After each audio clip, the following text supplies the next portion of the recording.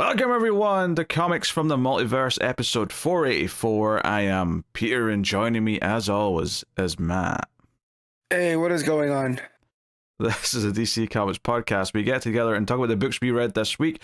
Coming up on today's show, we have DC KO issue 2, Absolute Batman 14, Absolute Wonder Woman 14, Detective Comics 1103, Superman 32, Green Lantern 29, The Flash 27, Justice League Unlimited issue 13, Batman Green Arrow Question Arcadia issue 1. Plus, we still got some week 1 books catching up on, finally wrapping those up this week with Cheetah and Cheshire, Rob the Justice League issue 4, GSA issue 13, and Adventures of Superman, the Book of Kal-El issue 3. Plus, I did squeeze in at least one Patreon book. I'll be talking about Batman and the Outsiders issue 29. The couple that I've got left to do, I'll just have to push to next week. But I have no week 1 books to catch up with next week, so the landing strip's nice and clear for just getting some Patreon books done. I'm glad that we finally got all those week 1 books done though, because I you know, that was adding a significant chunk of books to each week these last few weeks. So it's been a bit of a gauntlet, but hey, we're here. Well, we've got a lot of books to talk about, and I'm sure there'll be opinions. You know, I mean, I am sleep deprived, and Matt's got a toothache, so I mean, we're going to be cheery as we've ever been on this episode. Feeling like we're a great tag team today. Yeah, it's just one of those weeks apparently. So yes, welcome to the show. We'll get into all the juicy stuff in just a minute. But yeah, I mean, it was Thanksgiving this week. Did you have a nice Thanksgiving at least, Matt? Yeah, it was fine. I'm learning at my age that, you know, there's such thing as too much food, which, you know, then put me into a food coma for a good portion of the night, watching some terrible football games. But yeah, too many mashed potatoes. I know my mistake now. I went too heavy with the carbs early, you know, try to just focus on the meats, and yeah, so. You know, but other than that, nothing much. There's been absolutely nothing with this toothache that's been going on since Thanksgiving Eve, or not the eve, the night of Thanksgiving is when it struck. I've just been miserable. It's hard to focus on most things, you know, so not a lot of watching of many things, just kind of having the TV on, trying to sleep when I can. So, yeah. You know. Yeah, although I have to say, mashed potato and gravy is like the best part of any meal where there's mashed potato and gravy. So, you know. Brother, why do you think I was so miserable? I don't know how to say no.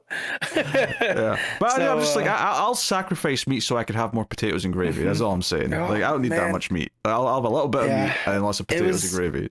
It was definitely the mashed potatoes and then the sweet potatoes. You know, so two kinds of potatoes. You know, mac and cheese, green bean casserole, just carbs on top of carbs. But yeah, so maybe me not being able to eat solid food right now is the consequence of Thanksgiving. Maybe that's the universe stepping in and being like, "Whoa, buddy, you need to have an intervention." So yeah, been a lot of coffee, a lot of more liquidy foods. In the meantime, so yeah. But potatoes are kind of liquidy, you know. Now, those are a couple days in between. I could, you know, they're soft. When I say liquidy, I mean soft. Yeah, I was gonna say your potatoes should not be like, even mashed potatoes shouldn't be liquidy. Yes. Yes. No. But those you don't gotta necessarily chew, right? Oh, if you feed them to Grandpa without dentures, it should be okay. And that is the demographic that you're now in. Yes, I know. You don't need to tell me. when I went to go play football on Thursday, you know, as the tradition, I got put on the UNC team, which is the older guys. So yeah, it was like the retirement home, you know, real fun. Yeah, well, I mean, I had a pretty rough Friday because partly my own fault, but I basically on stream there was something was won. Over the Halloween season that meant I had to be subjected to a triple feature of musicals yesterday. So I was it was a gauntlet. I was, you know, which three are those to be revealed? I know, I mean, it was a stream, so I mean it's a public thing. Okay. So the first one was Hairspray. Oh no. From 2007. Yeah. The second Waters, one was Chicago. Okay. And then the third one was Wicked. Are you gonna have to do part 2? Not currently. I'm sure they'll find a way to make me, but like right now, there's no obligation to do jack shit. Wicked, by the way, which was split into 2 movies, right? Mm-hmm. Part 1's 2 hours and 40 minutes long, and you can feel it. You can feel the padding. Barely any plots happened by like the hour 40 mark. Like we're just bloating out everything just to spread it out so we could have 2 like stupidly long movies out of it. I assume the second one's long as well. I don't know. I've not checked. But... Yes, that's about the same length. So Ash went on Sunday, and I thought I was gonna have to go and see the second one because I had her go see I Know What You Did Last Summer over the summer, and as it's been established, she does not like Jennifer Love Hewitt. And I was waiting for her to call it in, and we started getting, Wicked for Good trailers. And she went, "Oh, guess what you're going to go see with me?" And then somehow I dodged a bullet because she went with her sister and the nieces. So I was like, "Oh, okay." But she was at the theater for a good while last week, most of Sunday. So yeah, it's quite long, which is funny because then we watched the original Wizard of Oz on Monday. Just to and that thing's only like an hour and 42 minutes. Like it is get in, get out, and get on with it. Mm-hmm. So yeah. Now I will say this: it had the least songs of the 3 movies, so that's a win column point for sure. However, it was full of prequel bullshit, which annoys me. Which is, hey, this thing's going to turn into that in Wizard of Oz. And here's the introduction of this part of Wizard of Oz. Here's this thing that's going to show up in Wizard of Oz, and that stuff irritates me to no end. But yeah. Yeah. Even anyway. the book. I read the book when the Broadway musical hit and everyone was talking about it. I went and picked up and there's a lot of good political social commentary on it. But even then, even the book, I was like, wow, there's a lot of bending over backwards to try to make it fit. And like you said, the prequel-y things that kind of just weren't necessary. But there has to be a story to everything. Yeah. There has to be a story to how she gets the hat, how she gets the cloak, how she gets the broom. Every single part of it is it has to be done. It has to be a moment. All of it. Now, I don't know how you feel about John Waters as an artist, but how'd you feel about Hairspray? Oh, it was torture. I mean, it was just so bubbly and whimsical. I don't like whimsical, Matt. I know. That's why I'm asking about that one. Chicago's a pretty standard musical. Like, you kind of know what you're getting into. But yeah, John Waters plus the musical aspect of Hairspray. Because the original one, Hairspray is not a musical. And they turned around and they made it a musical. And that's what the 07 movie is. So yeah, I'm sure that one was which was more torturous, Hairspray or Wicked? Probably Hairspray. Yeah. Beat for beat, Hairspray, but I would say that if you consider the length and like the overall experience, Wicked has some points on its own. But Chicago was annoying though as well, because Chicago did the Joker 2 thing where it was like most of the musical numbers were like imagination stuff inside her head during the movie. Where do you think Joker 2 got it from? Well, Joker 1 stole from a lot of movies, so I'm not surprised that Joker 2 was stealing from stuff. But here's the thing though, my experience of watching Chicago was not really that much better than watching Joker 2. They're pretty comparable in my eyes. So, and I know that's probably blasphemy to anyone who likes musicals, but yeah, even I had asked to watch it. I forget why. Might have been because John C. Reilly or something, and Ash went, "You really want to watch that? It's like a musical." And I was like, "Yeah, it'll be fine." And within an hour, I was ready to tap out. She's like, I told you, but I stuck through, and I don't remember most of it. I think I was in a fugue state for part of it. I don't really like the types of songs that are in musicals normally. I don't really like musical numbers or the dance sequences for them.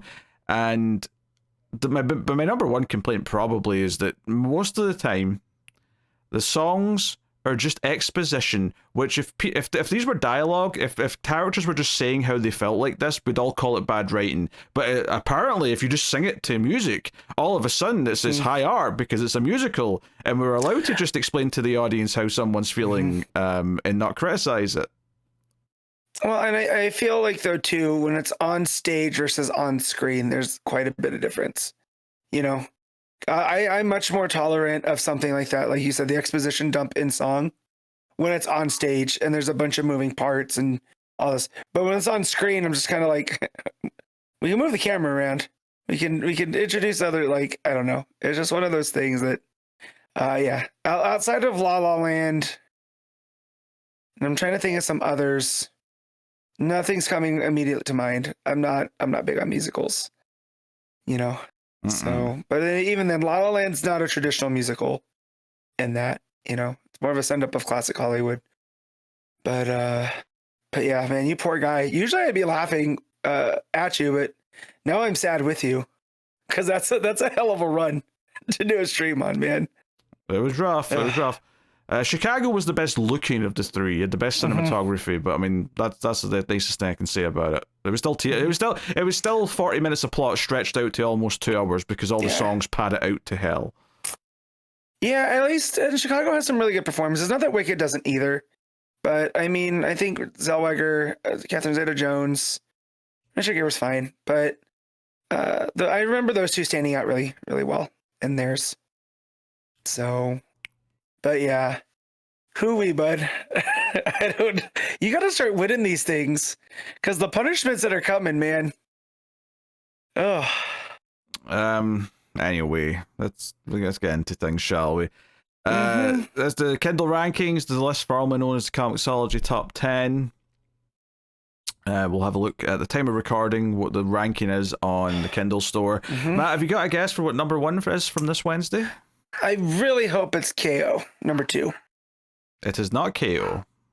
Really? So is it Absolute Batman? It is Absolute Batman. Absolute Batman is number 1. I mean, that's fair. Yeah, number 2 is KO. Number 3 is Absolute Wonder Woman. Number 4 is Justice League Unlimited. 5 is Superman. 6 is Detective Comics. 7 is Inferno Hulk. So Marvel did release something this week. Number 8 is Batman Green Arrow Question Arcadia. Number 9 is Mortal Thor. And number 10 is The Flash. So DC taking 8 of the top 10 slots there. So they definitely had a heavier week than Marvel did in releases. Just outside of that, we got Green Lantern at number 11. And that's basically it for all the stuff. I mean, the only other notable one, I guess, is Green Arrow, which is down at number 20. So that's significantly lower than the rest of the main DC books this week. But hey, so no, DC dominant week, and Batman beats events, which I guess isn't that surprising. But it's starting to feel like Absolute Batman in and of itself has become an event. Like there is a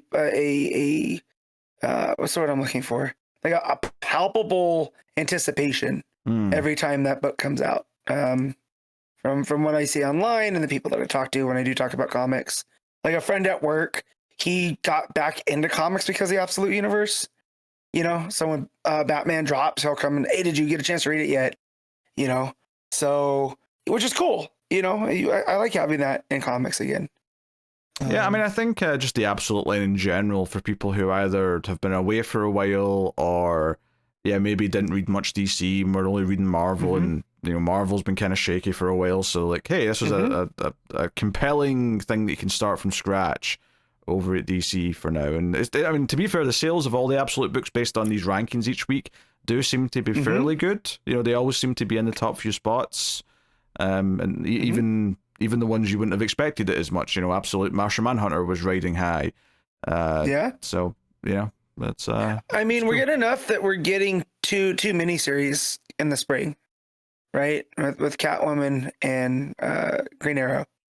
So, you know, that shows that the line in and of itself, when they start adding books like this, that's a good sign. Yeah. I think it's wise not to have them be ongoings as well, because I think if you have too many Absolute ongoings, it stops to feel as accessible. I think the fact that there's 5 ongoings makes it a nice, you know, that's like 1 and a bit book per you know, a week, basically, if you're spreading them out over the month. So it's not too daunting to keep up with that. So I think that's part of the definitely the game plan there. So, all right, cool. Let's get into the books then, shall we? DC KO issue 2, Scott Snyder and Joshua Williamson writing, with Javier Fernández on the art. Oh, and Germanico as well on the art. It was on a new line. I skipped the name there. Like I said, I'm sleep deprived. I'm probably going to say some stupid stuff and make some mistakes this week, so just bear with me, everyone. Especially one or two books where I was definitely falling asleep as I was reading them. We'll see if we can guess which of those are when I start really getting foggy on details. Hopefully I can fill in, because I was having a similar, trying to read some books last night. You know, hard to focus. We'll see. Yeah, we'll see. So this one had the framing device again, where we go back to the board game with the Trinity and Lois. And the question at the start is, what would you be if you couldn't either be a superhero or even your current job? And they're sort of like giving answers for each other. So someone says, Diana would be a tour guide. She would be teaching history and things like that, with a sense of compassion, because that's who she is. They're like, Superman, you'd be president. And he's like, wait, what? I don't think I've got the skills for that. And he's like, nah, trust me, you'd be president. I'm like, okay. I do love the lower text, right? The word bubble, the font is a lot smaller coming out of Superman when he says that, and he goes, "Oh, come on, you can't be serious." Yeah. You know, so I do love the way that that is paced out, and also the fact that this like thought game that they're playing is something from Tim Drake, and who says it? He goes, "Yeah, I hate this game. Tim is fired." Oh, it's Batman. Yeah. He goes, "Yeah, Tim's fired." Because he doesn't want to talk about personal things like this and think about all that. But, yeah, and Diana says you'd be a doctor, which his dad was a doctor, so it's actually not the silliest suggestion. And he does like to fix things. That he's always looking for. I don't think he would be a nice doctor. I think he'd be more akin to House MD. Yelling at people. And tell them what's wrong with them. But I think Bruce would be a fine doctor. Yeah, of course, Bruce responds, a bat doctor. as if he has to batify it, just to make him feel comfortable.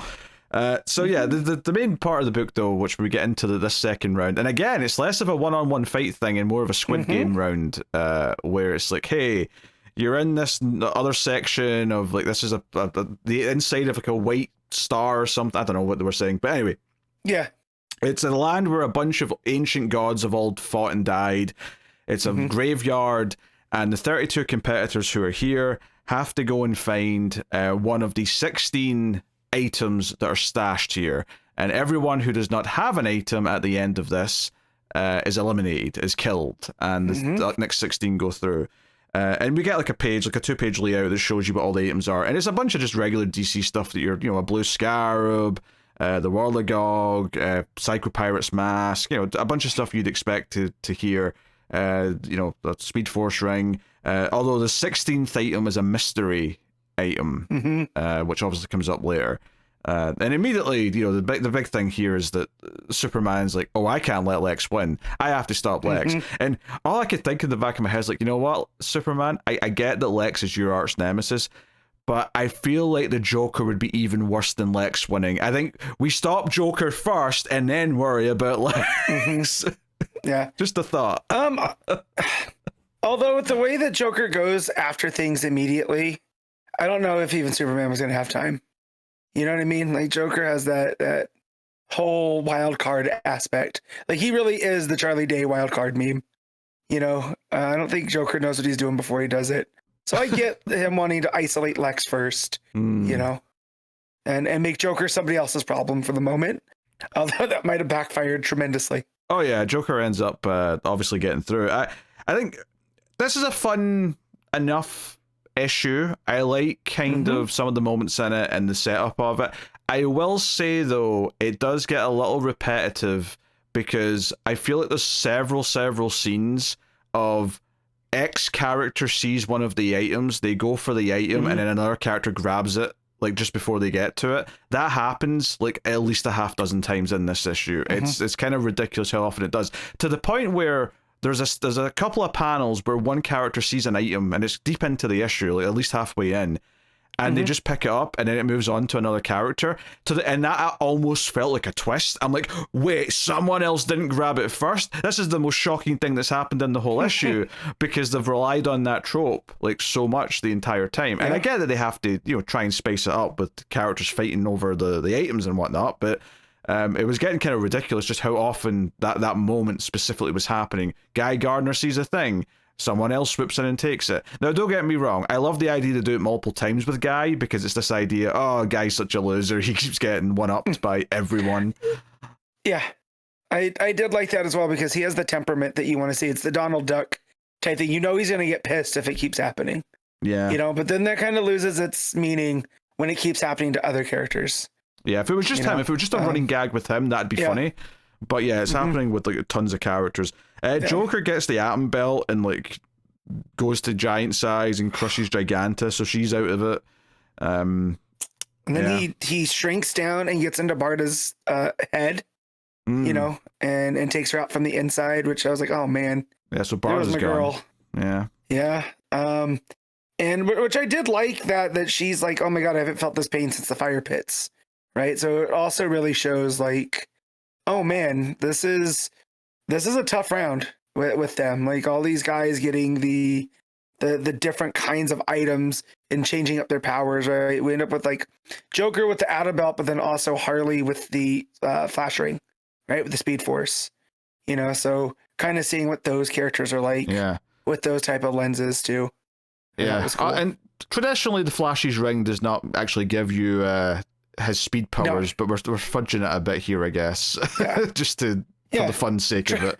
Traditionally, it's just where he keeps his suit. Yeah, But she gets it. It's like, I've got super speed now, and I'm like, that's not where he gets his powers from. What are we talking about here? Yeah. So he taps into it. And then you get Lobo. This is the one that I thought was weird. Is Bane's Venom, which that's not really like. That's more of an idea, right? Like it's not just like. So when they find it here, it looks like that harness that he wears. I'm like, you could have just called it Venom, right? But yeah, just the concept of Lobo with that, who's already not indestructible, but unkillable. Yeah, I think so. The big thing here is that Lex obviously faces off with Superman, and he's basically ready with a bunch of kryptonite, and he fires shards of kryptonite into him. He references the fact that kryptonite's a lot more plentiful right now. It's obviously a callback to Superman Unlimited, and it's like, okay, and he cuts off Superman's hand, and I was like, okay, that's interesting. We're going to really, because obviously again everything's going to be reset at the end of this. We know that going in, so we can kind of like kill and maim the heroes as much as we want with it and no consequence. And part of me thought, I'll give them a bit of credit here. It does feel like part of me was thinking, what if they pull another shock? Just kind of like they did with Batman in issue 1. What if they kill off Superman in issue 2? That would be a ballsy move. Now, don't get me wrong. I didn't necessarily commit to the idea, because in the back of my head, I'm thinking, they're framing all this too much around Superman for him to be killed off. It's probably not going to happen. But I did think for a second, because they'd done it to Batman in the last issue, there was a little bit of doubt, just being like, maybe they could. Maybe they could just kill off Superman, because... I had the same exact thought, but then I remembered the plot armor about all of this. Like the entire framing sequence is why Superman doesn't think enough highly of himself, right? It's that Superman has this almost naivety when it comes to himself, and that he's lacking that gear to do what needs to be done. And I was like, oh no, he's definitely the main character of this, especially now with Batman gone, right? And the fact that we're focused on him and Lex, and he doesn't want Lex to restart the universe. But also that weirdly too, this is a bit of a side jag, is this is what the story Snyder was telling in his Justice League with the Legion of Doom, right? It was the whole idea of Lex harnessing Doom and reshaping things in that image. So I thought that was pretty not cool, but how that comes around here with now, Lex has almost regressed to that state. He's like, well, I have to do this. I have to reform this. You guys aren't going to do it right. It feels consistent, if nothing else. I like Lex basically saying to Superman, you're probably not even going to improve the world, are you? You're going to just put it back the way it was, because that's who you are. You're the Boy Scout, blah, blah, blah, blah. Warts and all. You're not even going to try and make it better when you reshape it. Whereas when we all came here, like we all got a vision of what the world would be like, what the universe would be like if we get to reshape it in our image. And you probably just saw the regular old Earth, whereas I saw a utopia. I saw the world built by Lex Luthor that'll, everything's perfect kind of thing. So I like that. There's also some stuff here with Starro taking over a bunch of heroes, so we have a little bit of action there. Carol, Star Sapphire, drops a Fortress of Solitude construct onto Lex Luthor at one point, and she gets all the rings, the Green Lantern rings, that is. However, Lex grabs the black ring and raises the dead gods. So that ends up being kind of your big set piece for the last part. And it's a cool page, these big giant gods walking behind him as he's sort of floating there in the sky. Yeah, it's pretty metal, right? And again, this is Snyder, who also did DC Metal, right? So this is like a big, huge, the Graveyard of the Gods. I was like, oh, I wonder if that's going to come into play. I didn't expect it to come into play so soon, right? Well, I think it's because next issue we're not going to be in the Graveyard of the Gods, so it had to be this issue. We're moving on to the next phase, next round. Yeah, and then there's these hints too from the Omega Heart. I think that's what it is, right? The kind of thing that's holding about, don't forget Darkseid's story. Don't forget, what he did. And then, when the gods rise, I was like, oh, okay. We're replaying Darkseid's origin a bit here, which I thought that was pretty cool as well. Yeah, because the hidden item, Superman ends up pulling pushing the kryptonite shard into himself and kind of, doing the whole, what's it called? The Omega Sanction, and gives himself this power. So his hand kind of reforms out of energy. And this, so he's found the hidden item. So Superman, when he passed through, and he looks kind of badass. He even looks kind of evil. Like, oh, now he's kind of unleashed. Now he's given up being Superman. Because that's what the whole thing with the game was about, is that he would refuse to ever not be Superman, but to win this, he has to give up being Superman, and that's kind of what he's doing here by going down the same path as Darkseid. So we get a page that shows you the 16 that have survived this round. So I'll just quickly run down them. We got Joker, Etrigan, Jay Garrick, Superman, Hawkman, Lobo, Zatanna, Guy Gardner, Lex Luthor, Harley Quinn, Red Hood, because of course, Aquaman, Wonder Woman, Captain Atom, Swamp Thing, and Cyborg. Swamp Thing had a little bit as well. He was getting the I think it was the sword, and he was, or no, was it Soul Taker? I think it was Katana's Soul Taker. Yeah. Where he was like, oh, this belongs to the green now, and I'm like, whoa, okay, that's kind of badass. Swamp Thing going around with a katana, but all right. So that's who made it. Supergirl fell in here. She popped up briefly. She before Clark follows the Darkseid's example. She tries to throw him the Medusa mask, and it gets intercepted by Captain Atom. So she's like, you need this more than I need this. So I did like that Supergirl kind of sacrifices herself in order to get Clark something, right, to get on. And again, that whole team effort. And then I Wonder Woman holding Thor's hammer, which again, they don't call it Mjolnir, right? I'm sure that's a rights thing. Is that a Marvel name for it specifically? No, I mean, from the Legends, it is Mjolnir, but I'm sure they didn't want to, mess with that, so they just call it Thor's hammer. Yeah, but that wouldn't be a rights thing then. That'll just be them saying, oh, people think about that too much with Marvel, so we'll just not do it. But I feel like they probably could have if they wanted to. Yeah, I think maybe the design definitely, because this doesn't look like the traditional Mjolnir, right? But her holding that up as the item that she grabs, I thought that was pretty cool. Yeah. No. And then the final page, though, is a little coda. It goes back to Time Trapper Doomsday and Booster Gold. And there's a little twist here that Darkseid's kind of in control of Booster Gold. And he grabs Time Trapper by the neck. And he says, it's time that I enter the arena. So, I mean, honestly, this last page was just kind of like a shrug to me. I'm like, Booster Gold's been taken over by Darkseid, or whatever. I don't care. It just feels like a typical comic book twist for the sake of the next bit, I guess. I mean, I think this issue is mostly fun. It's a fun enough premise. There's good moments. I like them. But the Lex and Superman central part of it, I think, is solid. and setting up kind of the setting them up as the kind of the main two competitors so that we can really focus on something's good. I also think that the next issue in theory should feel better, because maybe one of the complaints I have here is that 16 characters is still a bit too many, and we're jumping around a lot of characters a lot, or 32 I should say. But now that we're down to 16, we've literally halved the number of characters, and so with each round it should in theory get a lot more focused on the people who are remaining, and I think that'll be to its benefit in a lot of ways.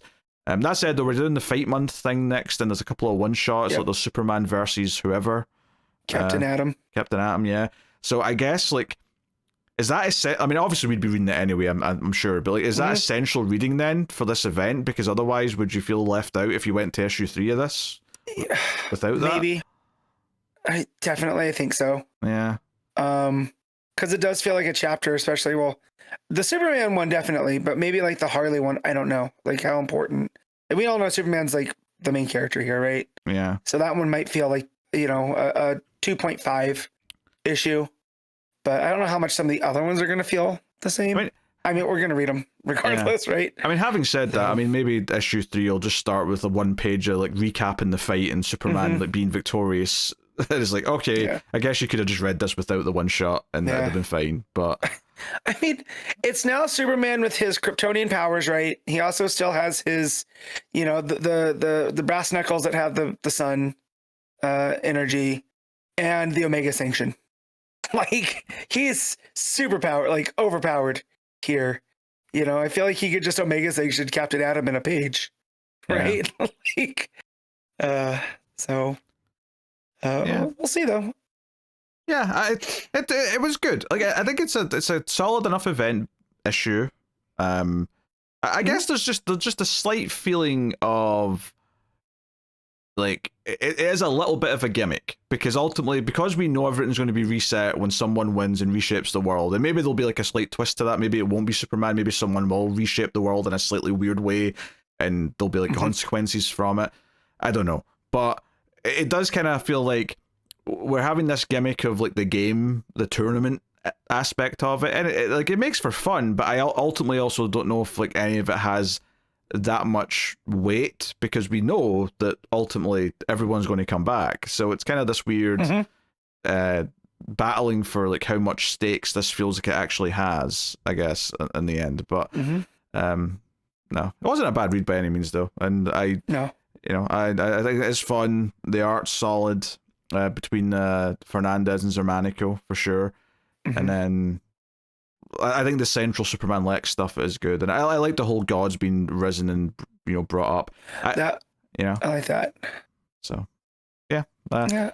Real quick, I looked ahead to the solicits for 3, and it says the Elite 8 remain. So I definitely feel like they're treating the Fight Month.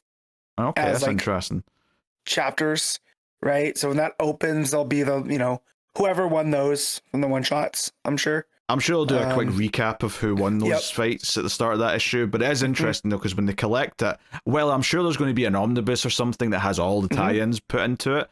The main collection is just going to be the main issues, presumably, and that's might feel a little bit weird, but yeah, we'll see. So, all right, what are you giving KO issue 2? I'm going to give this a straight 8. Yeah, I mean, I think I know, I'm debating between that and a 7.5. This is where I'm at. I think it's pretty good, maybe even touching on great, just with a little... I'll say 7.5, I'll be a little bit more reserved. But I think that's fair. All right, cool. Absolute Batman, issue 14, Scott Snyder writing with Nick Dragotta on the art. So, Bane gets pretty big in this issue. He look, I know nothing about anime, but I know an Attack on Titan reference when I see it. Oh, I don't. That's how. So I just know that Attack on Titan, these big, huge like kaiju monsters, right? But they look like humans or whatever, and they're very grotesque sized. And there's a certain point where Bane feels like one of these characters from all the things that I've seen from Attack on Titan. Okay. And I just think that's cool. Like, I like that Snyder's just doing things, I mean, yeah, I mean, this all revolves around the fight. Batman's called out Bane to meet him at the stadium to have this fight. And it seems like he's got a plan. It seems like he's talked to Selena about something in the plan. He's talking to Alfred for sure. And Alfred's like, hey, we'll do one test with this venom to see if it works. And then because we've got 2 batteries, we've got two rounds of venom we can inject you with. And the idea is that you fight as much of it as you can to let Bane expend all of his energy and venom, and then you take yours at the last possible second and win the fight, hopefully. Ultimately, of course, that's not what Batman's plan actually is. Batman's plan is to make Bane hulk up as much as possible with all of his venom, and then shoot the venom he's got into Bane to overload him. Effectively, right? That's what Catwoman's part in this all is. She's waiting with a sniper rifle to fire the venom at Bane when he's already, his skin's already pulling apart with the muscle mass coming out of it. He's already ridiculous. Oh, jeez. In boxing, you've heard of rope-a-dope, right? I've heard of the term. Yes. That's effectively what it is. The initial plan is we're going to get him to expend all of his energy, and in boxing, it's throwing all these punches, whatever. And then when he has got no more energy, now it's your turn, right? Because you're conserved. You've been in defense. Well, that's what they're setting up. What it ends up being, though, is get him to use all of his energy and then shoot him with 5 injections of adrenaline and see if his heart explodes. That's what the plan actually is. Absolutely. And it ends up being kind of like in Rocky 3, the bully, right? Is now the Batman gets him to the point where he's so big he can't move. Now Batman can do whatever he wants, And I was not expecting that, because I was like, oh man, we're gonna get a Venom Batman taking out this Bane, and it wasn't that at all. So I did like that it flipped expectations a bit. Yeah, I like that. I like that it just instantly made sense. I'm like, oh, this actually works. I get it, right? Other than the fact that, technically you'd argue, he's doing this not knowing if it'll kill Bane, but Absolute Batman's a bit looser with that, so I'm not going to get too predicate about it. if it won't kill him, it'll definitely maim him, and that's okay. I have an axe on my chest at all times. We see him at the end. He's basically just eyes in a brain and a test tube at the end of this. It's like Reanimator. Yeah. But no, I like that there's a couple of pages just kind of recapping things, but within I think it's page 3 is the actual panels of Bane walking into the stadium, and the whole thing mirrors when Wayland had his fight, the one we've been building up to in the flashbacks, where you're going to go down the 7th round, take the money, and he sort of fired Bruce's trainer for suggesting this or that. And this fight takes place throughout the whole thing, and it's actually really fun and nice when we get towards the end of it. And yeah, Wayland won the fight. He looked like he was down, it looked like he was out, but Bruce ran down to the cage or whatever, the ring, and gave him encouragement, and then Wayland kind of won with a fancy flip move at the last minute, and it kind of mirrors how the fight's going between Batman and Croc, where no one thinks Batman can win this. It's impossible. He's huge. But then the other element of this is we've also got Harley with all of the cameras and the drones. Her gang are making sure all of this is broadcast so that everyone's seeing, and it's helping build the specter of Batman. It's like, hey, the entire city, the world's going to see Batman take down Bane and know that someone's fighting for Gotham. So it's advancing that side of this early days Batman stuff, where it's enhancing his image to everyone. But then the actual fight itself is pretty thrilling, because you've got this big hulking, Bane, and you got Batman pulling out all the stops. You've got the Batmobile coming out and trying to tether him in the eye. So Bane's eyes popping out for the rest of the fight, because it's regenerated, but it's regenerated in a weird too big way. So he looks kind of really weird and creepy for the rest of it. It's good super stuff. Monstrous. Yeah. God, yeah. Just Dragotta's art here as it goes. Each time you see Bane, he's got more muscle and sinew, and he looks like he's in a pop. And then it gets to that point on that last page where I'm trying to get back there, when it looks like he's exploding with the venom, and he is just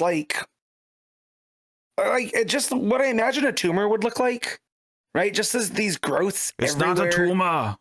Yeah, and no, this is a man. So but yeah, it's so icky and nasty, and has just been this entire arc has had these moments, but this one is the biggest and grandest, and I feel like Snyder and Dragotta really built to it. Oh, it really, built to really a climax for sure. I think what I love it because they obviously were spending issues and issues building to Bane and how Bane just completely destroyed Batman the first time and all the rest of it.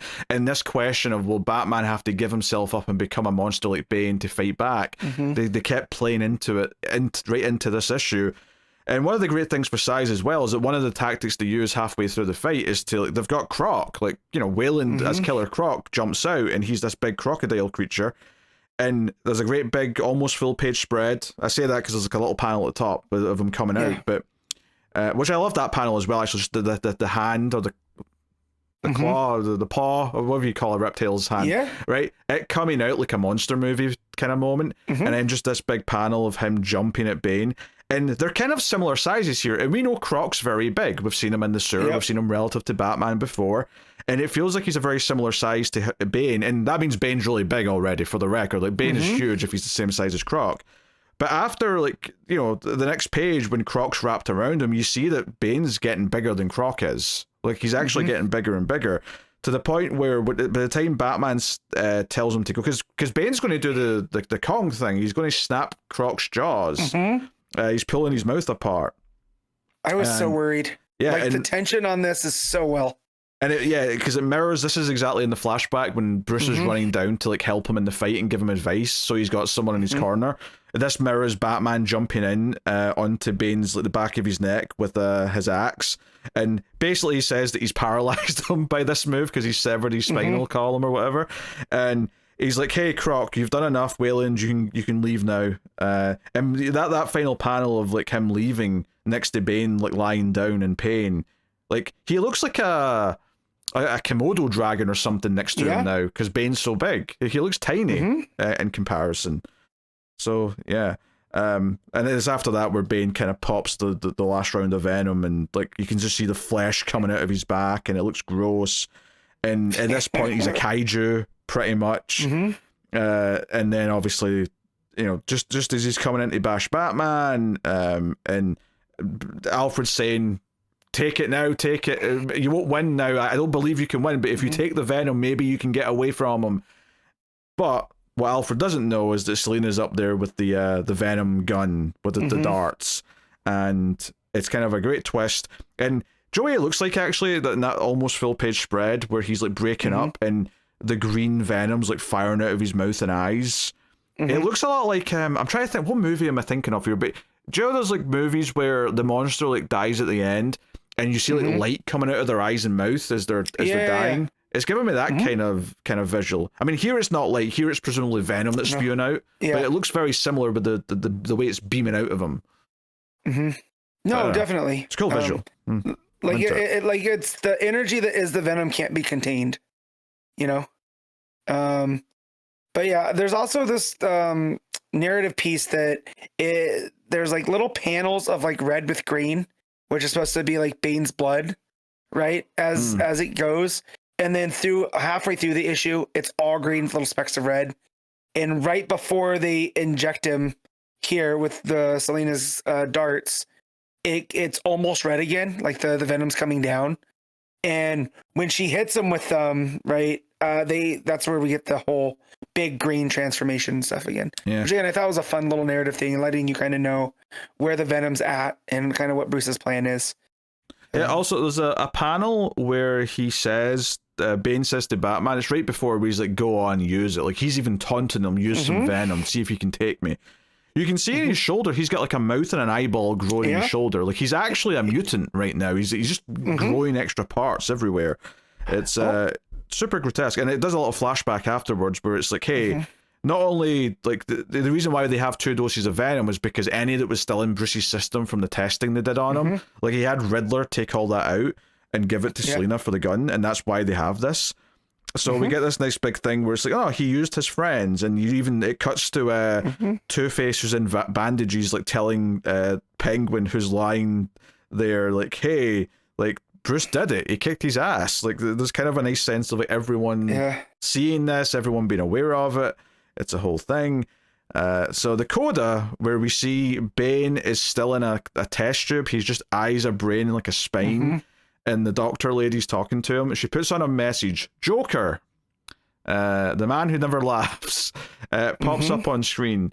Because Bane's thinking, oh, he can finally go home to Santa Prisca now, right? That's what he's been wanting. And he even said that at the start of the issue. Like, I'm going to do this one last fight, and then I'm going home. I've served my time. I'm going to go be in Santa Prisca. And Joker appears on screen and says, I don't think that'd actually make you happy. I think you're happier having a purpose, doing stuff for me. So to keep your mind off of Santa Prisca, I'm just going to take it off the board. And he literally nukes Santa Prisca. The final panel of this is the reflection in Bane's eyeball watching his like home country being nuked from orbit. So all those people on his country are all dead. Honestly, if anything makes me think that Bane might end up being an ally in the future, it's this. Like, he might rebel hard later because of this. Jesus. Yeah. Well, and that's the whole thing. And the difference between Bruce and Bane is Bruce isn't going to sell out here, right? Like, Bane sold out to get what he wanted ultimately, right? Which is to preserve Santa Prisca. You know, he flipped on his dad, and it was called the whole thing was called Free Skies, right? Cielos Libres. And then Joker even uses that against him. He goes, what was that called? And then we get that panel of the plane dropping all the bombs. Yep. And, you know, and it's just like, oh man, this Joker does not play at all. Like, he is nihilism personified. Like, nothing matters. He did so much country. And to your point, though, even during the issue, there was a bit of dialogue between Batman and Bane where Bane's like, oh, we're not so different, you and I. Which, admittedly, that line made me groan because it's such a cheesy line now because it's always used with villains and heroes. But that's kind of the point that we're getting at, though, is they both lost their father, they both, you know, became determined and all that, but they have, you know, where they diverted is how they've went about it. And, you know, so I think this ending's fun. It does make me excited for Bane's eventual kind of like comeback, and like, you know, is he more vilified because of this? Is he maybe someone who might want to, like, if not be an ally to the heroes, but at least want to kill Joker and that, you know, enemy of my enemy, all that kind of thing? Yeah. So there's a lot of potential there. Did you mention that he's just a lump of flesh at the end, Bane? Well, that's before the test tube. Yeah, before we see him in the test tube. Because presumably Joker's people have come in and collected the remains and put him in the test tube. And that Batman puts him in the back of the Batmobile dump truck and dumps him into the bay. That's right, yeah. Floating over to Arc M over there. I thought that was a real funny visual as well. Him just backing it up and dumping the trash. It looks, you know, it does look like he's polluting weirdly though, right? It looks like it's just floating like a massive, like, you know, polluted garbage. It's kind of wild. Also worth mentioning, Selina took the second vial of venom because there was two, and she only fired one amount's worth at Bane, so she's got a sample of venom. So that maybe that'll lead into our miniseries. Maybe in a couple months. Yeah, because she's getting on a plane and heading somewhere. We don't know, right? So yeah, she's on her own for a little bit for a miniseries, so that's cool. Yeah, it says next time Joker, so we're finally getting to the man who doesn't laugh. So that's fun too. And yeah, credit to the art. That's, you know, a lot of the fight is really epic. The staging of the stadium, the empty stadium around them, is very good. You get a sense of Harley soldiers running around the stands with the various things. The build up of Croc coming up out of the opening, which is very, very like Gladiator when they like released the tiger. You know, it's very much kind of the same thing where they pull back the cover and out comes Killer Croc. All the big money moments of Bane hulking up or hulking up too much are all really well done.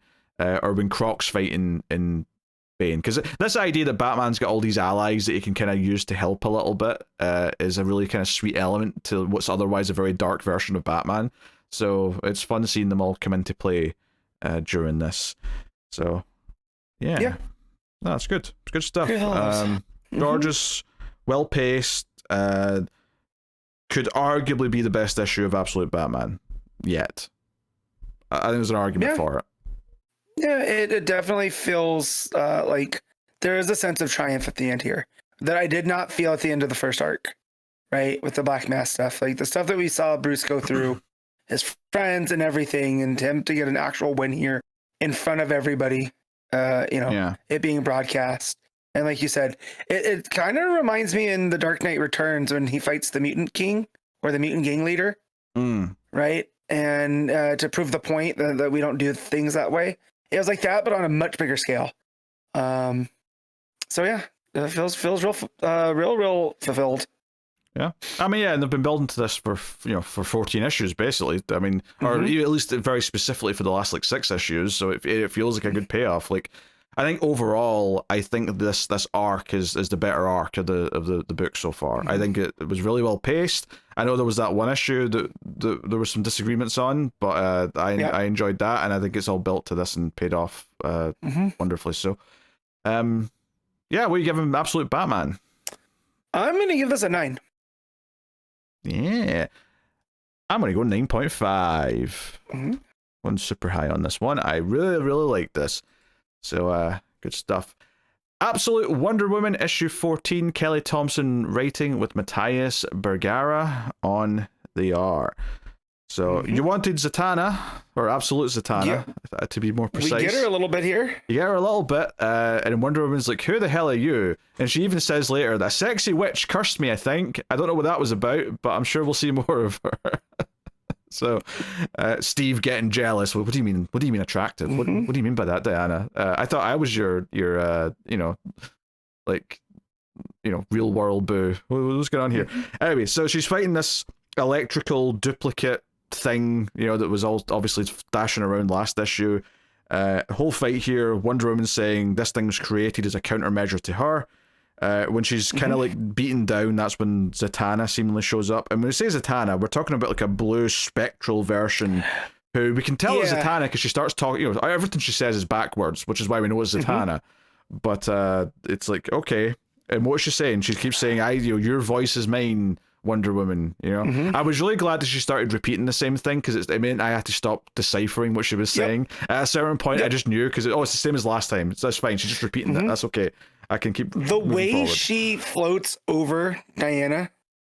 It's so eerie, right? Like Diana's laying there. There's nothing but darkness, and then the way that she's like hovering over her, and with like these stars that almost look like a constellation, like directly above her. That almost like she herself is a constellation. Which I thought that was super, super cool. But yeah, it definitely makes, I've never felt Zatanna to be creepy until now. It's a bit unsettling. Yeah, so that was that, and she goes back to the Heron and talks to the others who are trying to figure things out, but Diana's like, hey, whatever this thing is, it's created because of me, it's counterbalance. And I think it's Etta, remember Etta's sister, who turns around and says, what are you talking about? This world was so imbalanced before. You have been long overdue. We need people like you in this world. Do you know how corrupt things are? How the billionaires are in control and the poor people have nothing, and all the crime and violence and the evil in the world. It's still imbalanced in the wrong way. There's no way that you had to be balanced out by this other thing. And she kind of makes a good point, and that convinces Diana with an idea that she has to ultimately do. Well, she ends up fighting the entity first, but her whole plan is to go down to hell and talk to, well, not even hell specifically, but go down to the earth and talk to Gaia, who is basically the god of earth and the oldest god, older than all the other gods that she knows. The god's grandmother, as she keeps calling her. Yes. And appeal to her. And I do like this, that, she, Diana, talks to Demeter, who that's another thing. From mythology, Demeter's daughter, Persephone, ends up getting taken to hell by Hades, and is made the bride. And so she's like this, character that's the reason why we have winter, right? Because she is sad that her daughter is away from her. So when Diana's trying to think of how to go talk with Gaia, she's like, well, if I'm this type of person that, as did she say Cersei had said that she fills everybody with compassion. And that's right here. She goes, mother used to say that being around me was like being swallowed in a vortex of love and compassion and kindness. What feeling is the inverse of that? So she calls on Demeter, who's like this goddess that feels, hopeless and lost and whatever. And it plays into that balance again. And that ends up opening up the earth and giving her like this passageway to Gaia, where now she has to submit, which immediately she starts fighting, right? Because she's getting wrapped up in all these vines, and it's like almost smothering her.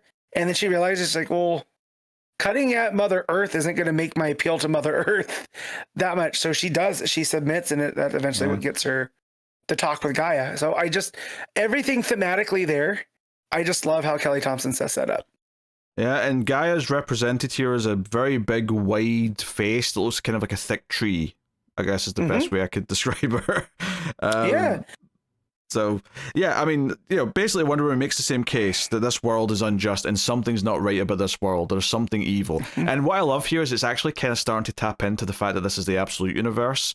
That's kind of where it starts to kind of sprinkle in here. And we get this page where it's like Gaia's looking at the Earth, and we see a couple of things. We see the Peacemakers from Superman, we see the Black Mask Gang from Absolute Batman, and just some of the awful things that are happening. We even see a nuclear bomb, which might be the nuclear bomb that just went off in Absolute Batman. Maybe not. Maybe it's just generally the idea of nuclear bombs because they're evil in general. But either way, it does. It does look like that's an ocean, so that would make sense because Santa Prisca is an island. But right? But it convinces the guy is like, oh, you know what, Diana of Themyscira, you're right. Something's wrong in the world. So you can go fight this darkness. You can go, be this, right? Your will give me. You will give me your life in my name. And she's like, so be it, with pleasure. Blah blah blah. And she takes her back up to the top, and yeah, that's basically it. And the entity, or this counterbalance entity that she was chasing last issue, is there, and like the hand of Gaia, and by hand I just mean some ground picks her up and takes her down, as if, no, I'll take care of that because you need to go and take care of everything else in the world. So that's basically that. And the issue ends with a really cool tease for next issue, because we know we've been building to a Batman Wonder Woman team up of some kind. The data that they got from Kale's place before, like, Steve's been looking into it, and apparently there's a bunch of information on like the other heroes, on Batman, on Superman, and who these characters are. And they see in the news, just as he's explaining this, that in Gotham, a symbol of Hecate has appeared, glowing in the city, and she's like, oh, well, that's a mark of Hecate, and it just says next to Batman. So it sets up why she's going to Gotham, and that's why we're getting a 2-issue arc of her and Batman, is that she's going to be there. So I do kind of like, though, that they bring up this like acknowledgement of like, hey, the villains here, and we know that Kale's in cahoots with the other villains because that's something we've been setting up with Absolute Evil. I love that they're like, hey, yeah, they've got like files, they're keeping track of like these other characters, these other heroes that are showing up. So I love the acknowledgement of them existing right before she gets the reason to go to the city where one of them lives, because I just think that's kind of neat. I liked all this. I like the whole thing with Gaia being like, this counterbalance was made because I'm here and I'm doing all this good stuff, so someone bad must be here, but things were already imbalanced in the other direction. I'm actually here to help solve that, and then Gaia ultimately agreeing. And I love this idea that there is this imbalance. Now, you could just do this in the regular universe and it would work because, yeah, the world in general is a pretty unbalanced place and there's so many injustices to fight. But I think specifically here, because we're doing it in an absolute book, it's kind of more teasing the idea that, yeah, our universe has inherently got like an evil side to it because of what it is. And this is like the character starting to become a bit more aware of it and start to prod at it and maybe try and wonder, why is our universe a bit more evil? Why... and inherently they still want to fix it because they're still heroes. So I like them poking at this a little bit here in the early days. Well, I also like that it shows that Diana's familiarity with the gods, because she brings up that, I feel like you've been tricked. And there's this big, the font and the word bubbles, like with Gaia are, like, there's no bubbles. They're just like words that are hanging on the page. Yeah, it makes them feel more like the voice of a god. Like they're just like there, like they're not coming from anywhere. They just you just hear them, kind of thing. That's the vibe. And it just, the next panel is just on Gaia's eye, and it's just this big white round, surrounded by all the rock work and whatever, and it just says tricked. And Diana goes, "Gods hate to be tricked." And it's like, oh no, she knew exactly what her plan was when she stepped foot in there.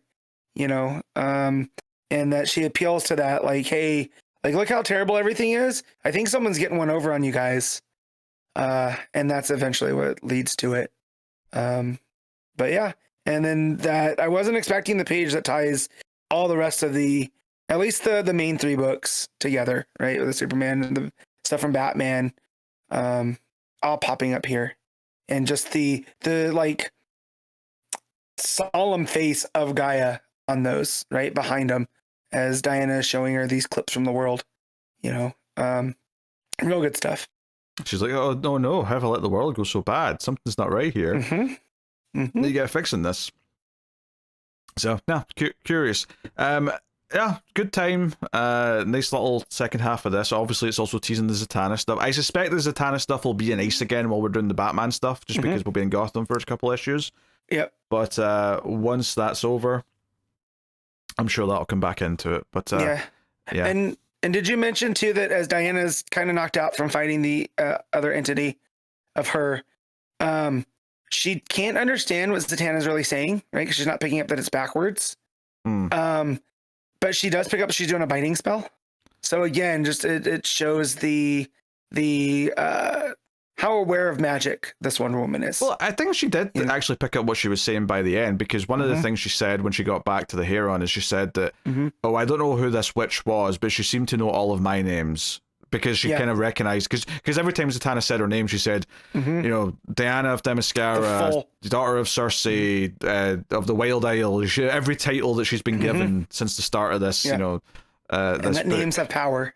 Yeah, you know, So I like that as well. It just shows that she's very much aware of the magic, and that's still a whole aspect that, you know, while we see the regular universe, Diana interact with magic, it's not like this, right? I would never feel like Diana could go full toe to toe with Zatanna, right? Because just the way that they are. But here in the Absolute, where everything's fresh, you know, just the concept of Diana being able to stand toe to toe as a sorceress, as a, you know, magic practitioner, I think that's really cool. And that was done in like the smallest of moments here. Yeah. We're just teasing this Zatanna stuff for now, really. Like the main stuff of that's still to come, of course. The art's solid enough, you know. Obviously it's not a regular artist here, Sherman, but I think it does a good job, particularly with the Gaia stuff. Really stuck out. It's feeling a little bit more otherworldly. But yeah, it's kind of weird to kind of talk about the art when you have a fill-in who's like pretty good, just not as good as the regular artist. It's always a weird place to be in, because you're like, well, I don't want to sound too negative, but I also do miss the regular artist. So, you know, where do you sit it there? But hey, what are you giving Absolute Wonder Woman 14? I'm going to use an 8.5. Yeah, I think I'll just go with an 8, but yeah, I think that sounds about right. Yeah, good stuff. All right. Detective Comics 1103, Tom Taylor writing with Mikel Janin on the art. So this issue sees Batman go to Metropolis to get the help of Lois Lane and investigating this villain, but also, you know, everything that's going on with this poison, this virus, and Intergang's somewhat involved as well. The issue kind of starts with Superman going to get the Oracle calls him and says, "Hey, Batman's passed out in his plane. You're going to have to get to him." And, you know, he's like, by the way, there's countermeasures if you try and break in. So Superman just has to kind of like tank a bunch of damage as he's getting to Bruce. And obviously he's worried about him. So is Lois. They're like, hey, you've got like concussions, you've got this, you've got that, you shouldn't be doing stuff. But it's like, hey, you've got contacts here, this stuff's like got some connections to Star Labs, you've done exposés on them, you've got contacts, can you please, you know, do this? And, you know, he drives out to Star Labs, and he's like forming a plan to go in and like take out the guard and do this and do that, and she's like, just wait outside, I'll go in and talk, okay? So you've got Batman glowing up Lois a little bit in this issue, because in his narration he's like, hey, her superpower is getting people to talk, because not because she tricks them, but because she convinces them that it's for the better of everyone for these things to be exposed and so on. So all very nice. I also especially love the moment where Lois goes to talk to her contact, the Doctor in Star Labs, and Batman couldn't help himself and is snuck into the building and appears in the room. And the shocked expression on the Doctor lady's face was particularly funny to me. So And then Lois grills Batman about scaring her because her whole relationships with contacts are all based on trust. So, like, this is not helping with that. But she's like, basically, we're getting information here. We find out a bunch of like people who worked on this project when it was connected to Star Labs have died because they basically got infected and their fear was gone. So one guy swam out to like a busy shipping lane where you're not supposed to swim and turned up dead. Someone else like went skydiving even though they used to be scared of heights and opened their parachute too late. It's just all these things that make sense that if you didn't have any fear, you wouldn't have the instincts to like protect yourself in the same ways. But there's one guy, self-preservation. Yeah, there's one guy who's left though, who's a bit of a hermit. He's got agoraphobia, and they're going to go find him. But when they get there, Intergang's there. They're trying to grab him. So there's a whole thing here with Batman fighting the Intergang guys, which is tough at first, but when he deactivates their alien technology, their suits just become really heavy and they just sort of plummet to the ground. The way that that this is drawn with the colors, which I feel like I say this every time, when it's Janin. I forgot his name for a second, but just the way that it plays with the reds during the action and like the purples and greens and all this other stuff. Like when Batman throws the whatever deactivates the suits onto there, the whole background's purple, and then when he activates like the electrodes, it all goes red. Like there's some real cool storytelling with the colors and the art here. Yeah, I think it's just EMP devices. Is all it is. That's what it is. But the scientist that you see, doesn't want to talk to them and jumps out the window saying he's not afraid because again his fear's all gone because he's got the virus in him. And Batman like dives out after him, and it's this great full page spread of Batman diving. And when he catches him, they go crashing through a window because basically the guy thought he was going to make it to the other side, and Batman's like obviously smart enough and does this often enough to know he ain't going to make that jump. So he dives at him and they both go crashing through the window on the other side.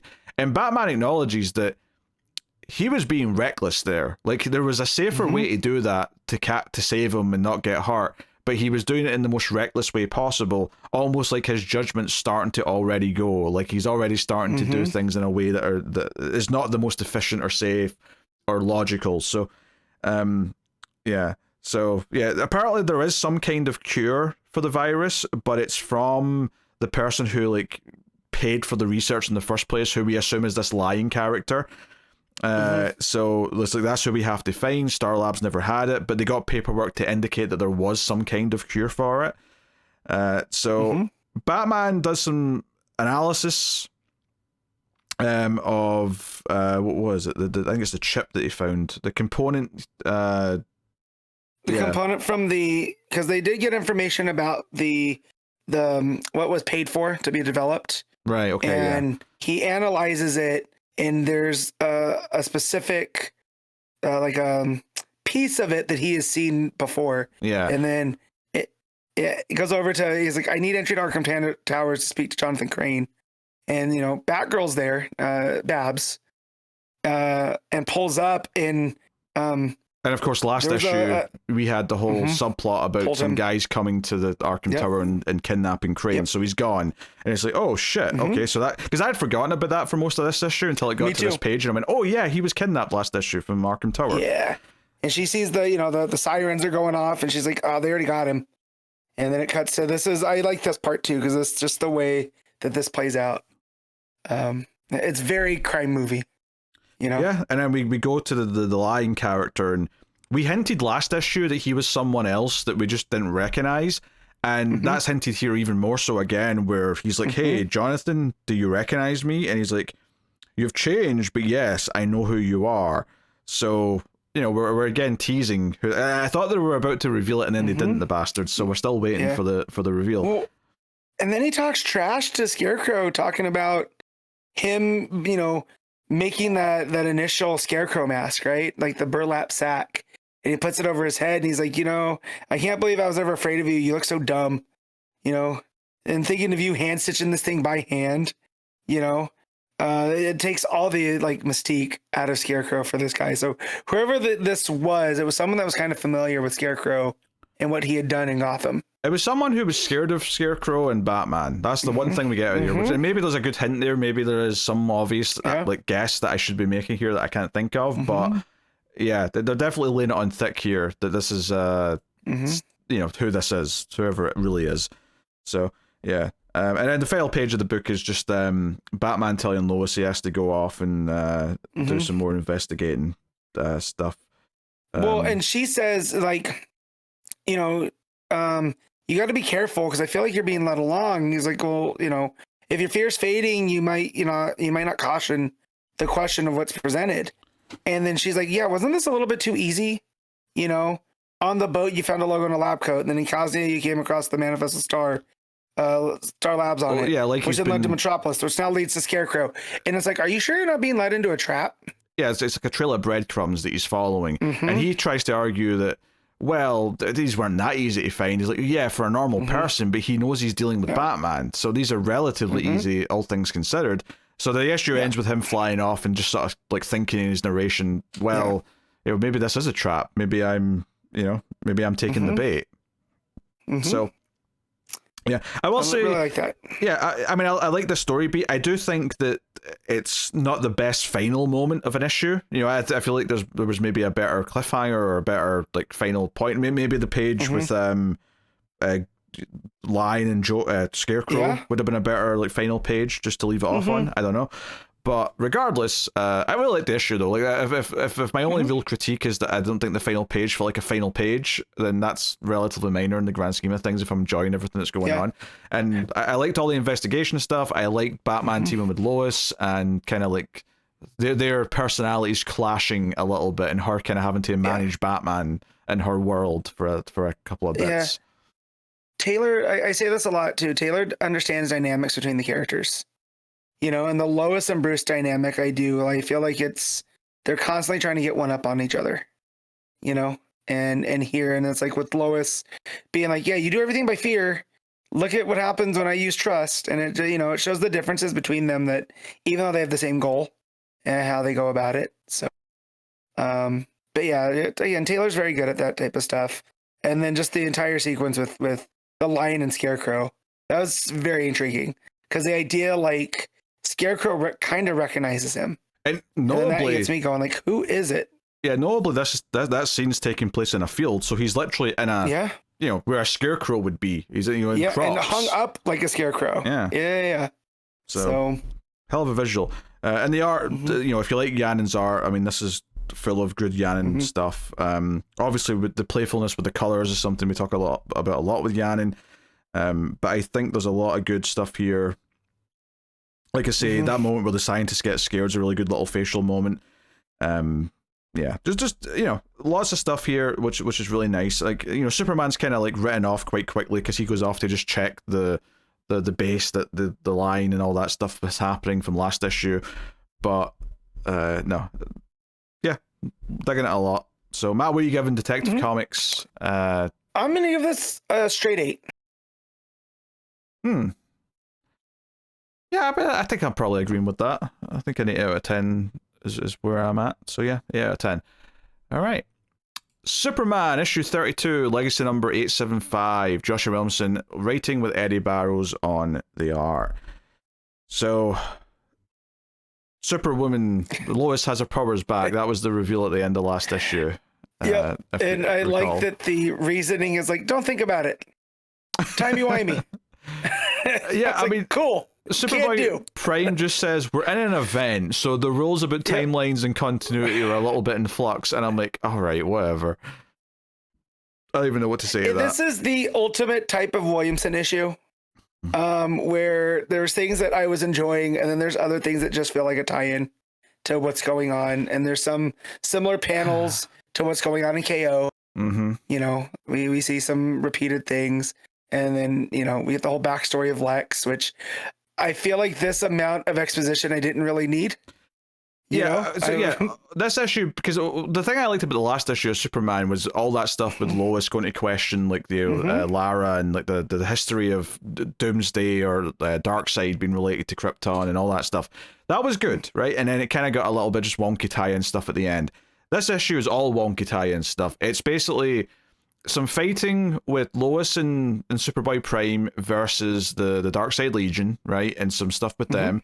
And then a big chunk of the issue is Lex basically explaining to Superman, presumably before they went to round 2, so it's maybe set right before issue 2 of KO, where Superman's like, how did you get here? And Lex says, aha, let me tell you. And he basically just explains that, yeah, his like select crew never went to the Phantom Zone. They were just hard light constructs. And because he knew they were coming for them. So he planned ahead, and they were secretly hiding the entire time. So it's like, okay, fine. Also, I take umbrage with Jarro being there, because Jarro's a good guy. There's no way they would have needed to put Jarro in the Phantom Zone. You know?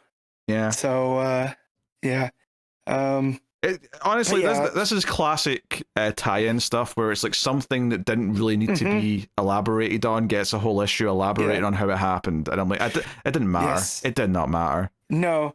But I do like the Lex and Joker stuff here, which I gotta say, if I have to pick one thing that I think it did successfully was, you know, Joker shows up at the Legion of Doom. And you know, you can feel that Lex is like, well, he can't win either, right? So now he's also playing against them as well. So I did like that vibe, however brief that it was.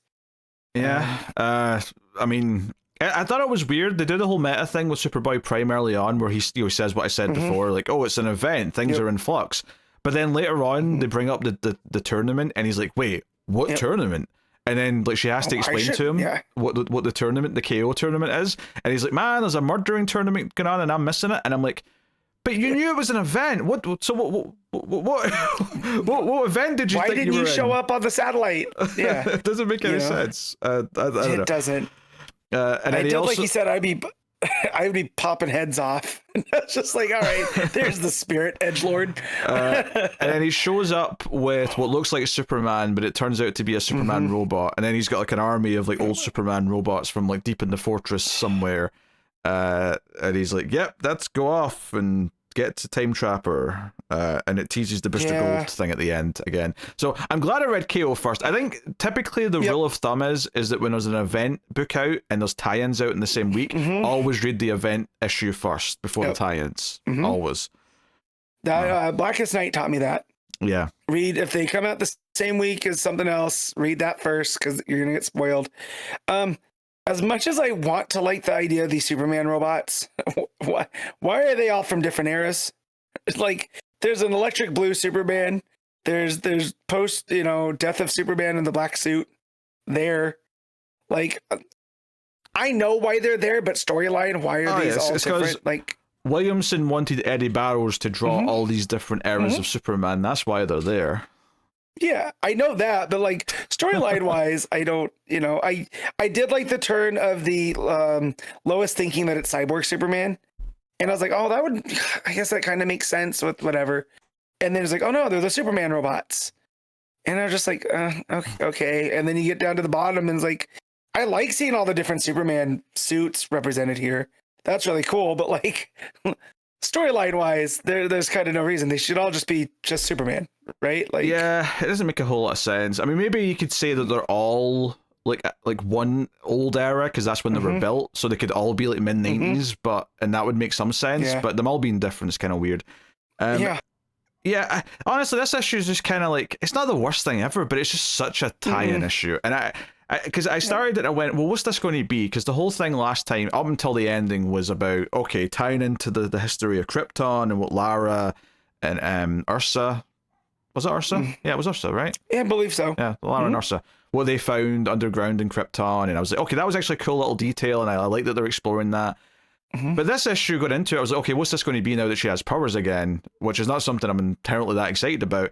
And it ends up being half filling in this weird blank between Superman and Lex, which feels like it's not even should be the focus of the book. It should all just be on Lois. And then it's just them fighting in the fortress. So we never leave where we were at the end of last issue with the what I would call the main characters of this book right now. I would say Lois and Superboy Prime are the main characters of this right now. They just fight for a bit, and then it just kind of ends with them saying, yeah, let's go and get those kryptonite archives to so-and-so, blah, blah, blah. And it's like, okay. So very little was accomplished here, and I think one of the things that gets me about event tie-ins sometimes is because they are feeling the need to like recap a little bit of the event and just sort of, but they have to sort of jump and dance around it. It feels really kind of like, I don't know, like we're jumping all over the place to try and fit around the central thing, because we can't just do a story from start to finish. We have to kind of wrap around something else. And I really felt that here with like Superman and Lex talking during KO, and then flashbacks to before KO, but then flashing to during KO with Lois and Superboy Prime, and like it just there's a lot of jumping around, and it happens not just in this book either. But it's definitely an event tie-in issue, because I've seen this numerous times. It always happens during events with the tie-ins, and this is just the latest one that's guilty of it.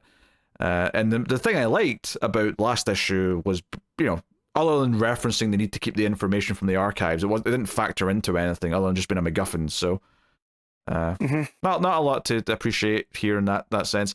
Eddie Barrows' art is good. I think some pages are better than others. There's some pages where it's not like he's maybe not got as much time, or it doesn't play to his strengths as much. But I do like his art in a lot of the pages. But that's about as positive as I'm going to really get. I think the what looks like the title page for an issue of KO, where it's got Superman versus Captain Atom, Lex Luthor versus the Demon fight. That looks so good. Like Barrows is killing it there, because you got like the really moody looking like Metropolis in the background of the top panel with the lightning bolt going through, and then Lex and the Demon, doing the essentially Civil War pose, right, with Cap and Iron Man. But it's the Demon shooting fire breath and Lex blocking it. It just they're so complimentary, and I think it looks really, really good. But then some of the other stuff, like sometimes his faces are a bit too square, kind of gets a little bit JR territory. Not nearly as bad, but just looking at some of these. But no, other than that, I mean, it's mostly good. I would say the art. Yeah. The book as a whole, maybe not quite as much, but superfluous, I would say, if I was to put a word on it. A bit messy and superfluous, but what are you giving Superman 32, Matt? I'm going to give this a 7.5. It's a bit in the high side, I would say. I will give this it was very readable, so I'll give it a kind 6. I enjoyed some of the art, it's very readable, but I'm not going any higher than a 6. So that's that. Green Lantern 29, Legacy number 596, Jeremy Adams, and writing with Carmine and Giandomenico on the art. So this is your Green Arrow, Green Lantern team-up issue, is this one.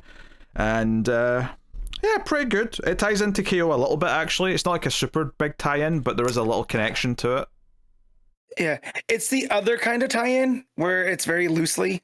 Like, we're going to reference the events a bit, but it's not going to play in overall to what's going on. Yeah, it definitely makes, go ahead. I was going to say, it's basically just this idea that, like, there's a company building a bunker for rich people because they know the KO thing's coming up, where the rich people will want some sort of arc to go into to keep them safe when the world all goes apocalypsified. And that's basically what they're investigating this issue, is this company building this, which leads to a fight with a robot. And honestly, as I'm saying this all out loud, the plot is kind of just whatever. It's not a bad issue, though, because most of the Ollie and Hal, like, back and forth is what makes it work, It's them interacting that makes it fun. So. Adams is really good at this, at doing the banter, because we saw it a lot in his Flash. But the banter between the characters here is what makes it worth reading, because the stuff, the quips to Ollie from Hal. There's a scene where they go to a bar and they basically have a bet. He's like, I bet you I could take out more than you can. And then Ollie's like, yeah, no powers though. He goes like, yeah, who needs powers? It feels like there's an established relationship there. Yeah. And Adams really gets that.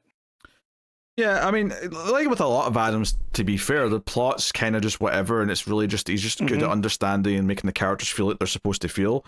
So, seeing them team up early on, and then once they get investigating the main plot, it's just kind of fun stuff. We're using the arrows or the Green Lantern constructs in creative ways. there's a whole bit where they go into like a big sort of empty white room, and it's like, oh, this is like a secret entrance in here somewhere. How are we going to find it? And Hal just kind of like spreads out a construct that just sort of presses on the floor, every couple of inches just to sort of find it quickly. And it's like, okay, that was easy enough. And they find like a sort of cyborg, like a robot human hybrid, who is sitting under an Omega symbol. Again, Adam's in his Omega symbols. Like this looks like the one from Aquaman. Yeah, but at least here it's just like a little tie-in to the event. Yeah. Yeah. Like at first I thought it was Metron, and I was like, oh no. Because remember at the end of the New Gods book, right? Metron went off with Orion. And I was like, oh no, what happened to Metron in between that? And it comes right, that's not Metron at all. Yeah, and this is the thing, there's a good running gag here when they fight some like drones, like some regular robots on the way into the building. Oliver says, I hate robots, and then Hal's like, I'm telling Red Tornado you said that. I'm also going to tell the Metal Men, I'm going to tell this and that. And then when they get to this guy, he's like, hey, this guy's part robot, do you hate him too?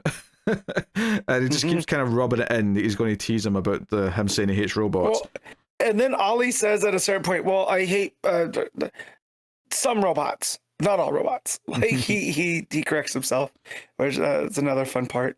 Yeah. And then there's like a giant red robot that tries to kill them, and they're getting their ass kicked for a little bit. The big payoff to this is that Ollie says he needs a bigger arrow, so Hal makes him a big giant green arrow, like, bow and arrow. I don't know what I was trying to say there. But just makes a big construct version. But the real arrow from Ollie's in the middle of it. So the whole thing that happens here is when they fire at the big giant robot at its core.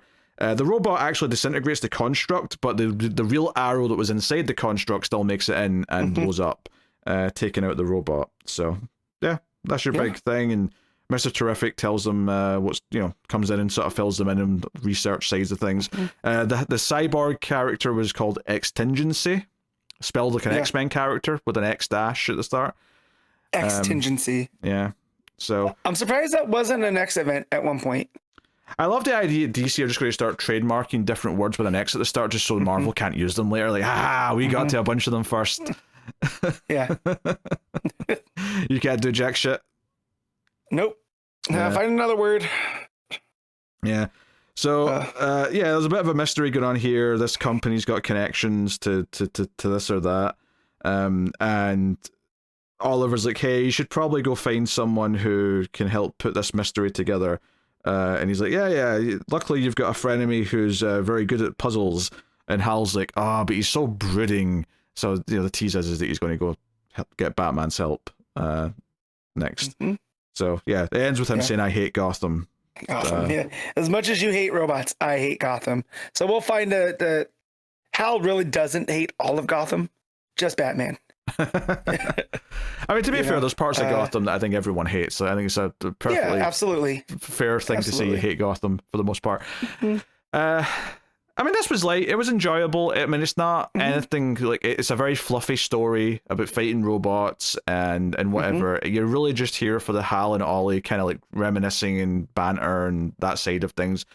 Giandomenico's art, is very, either you like his art or you don't. It's very much his style, which is to say that I think the action looks good, but some of the sitting in the bar talking to each other feels a bit weird because like his style is not really meant for just characters talking to each images.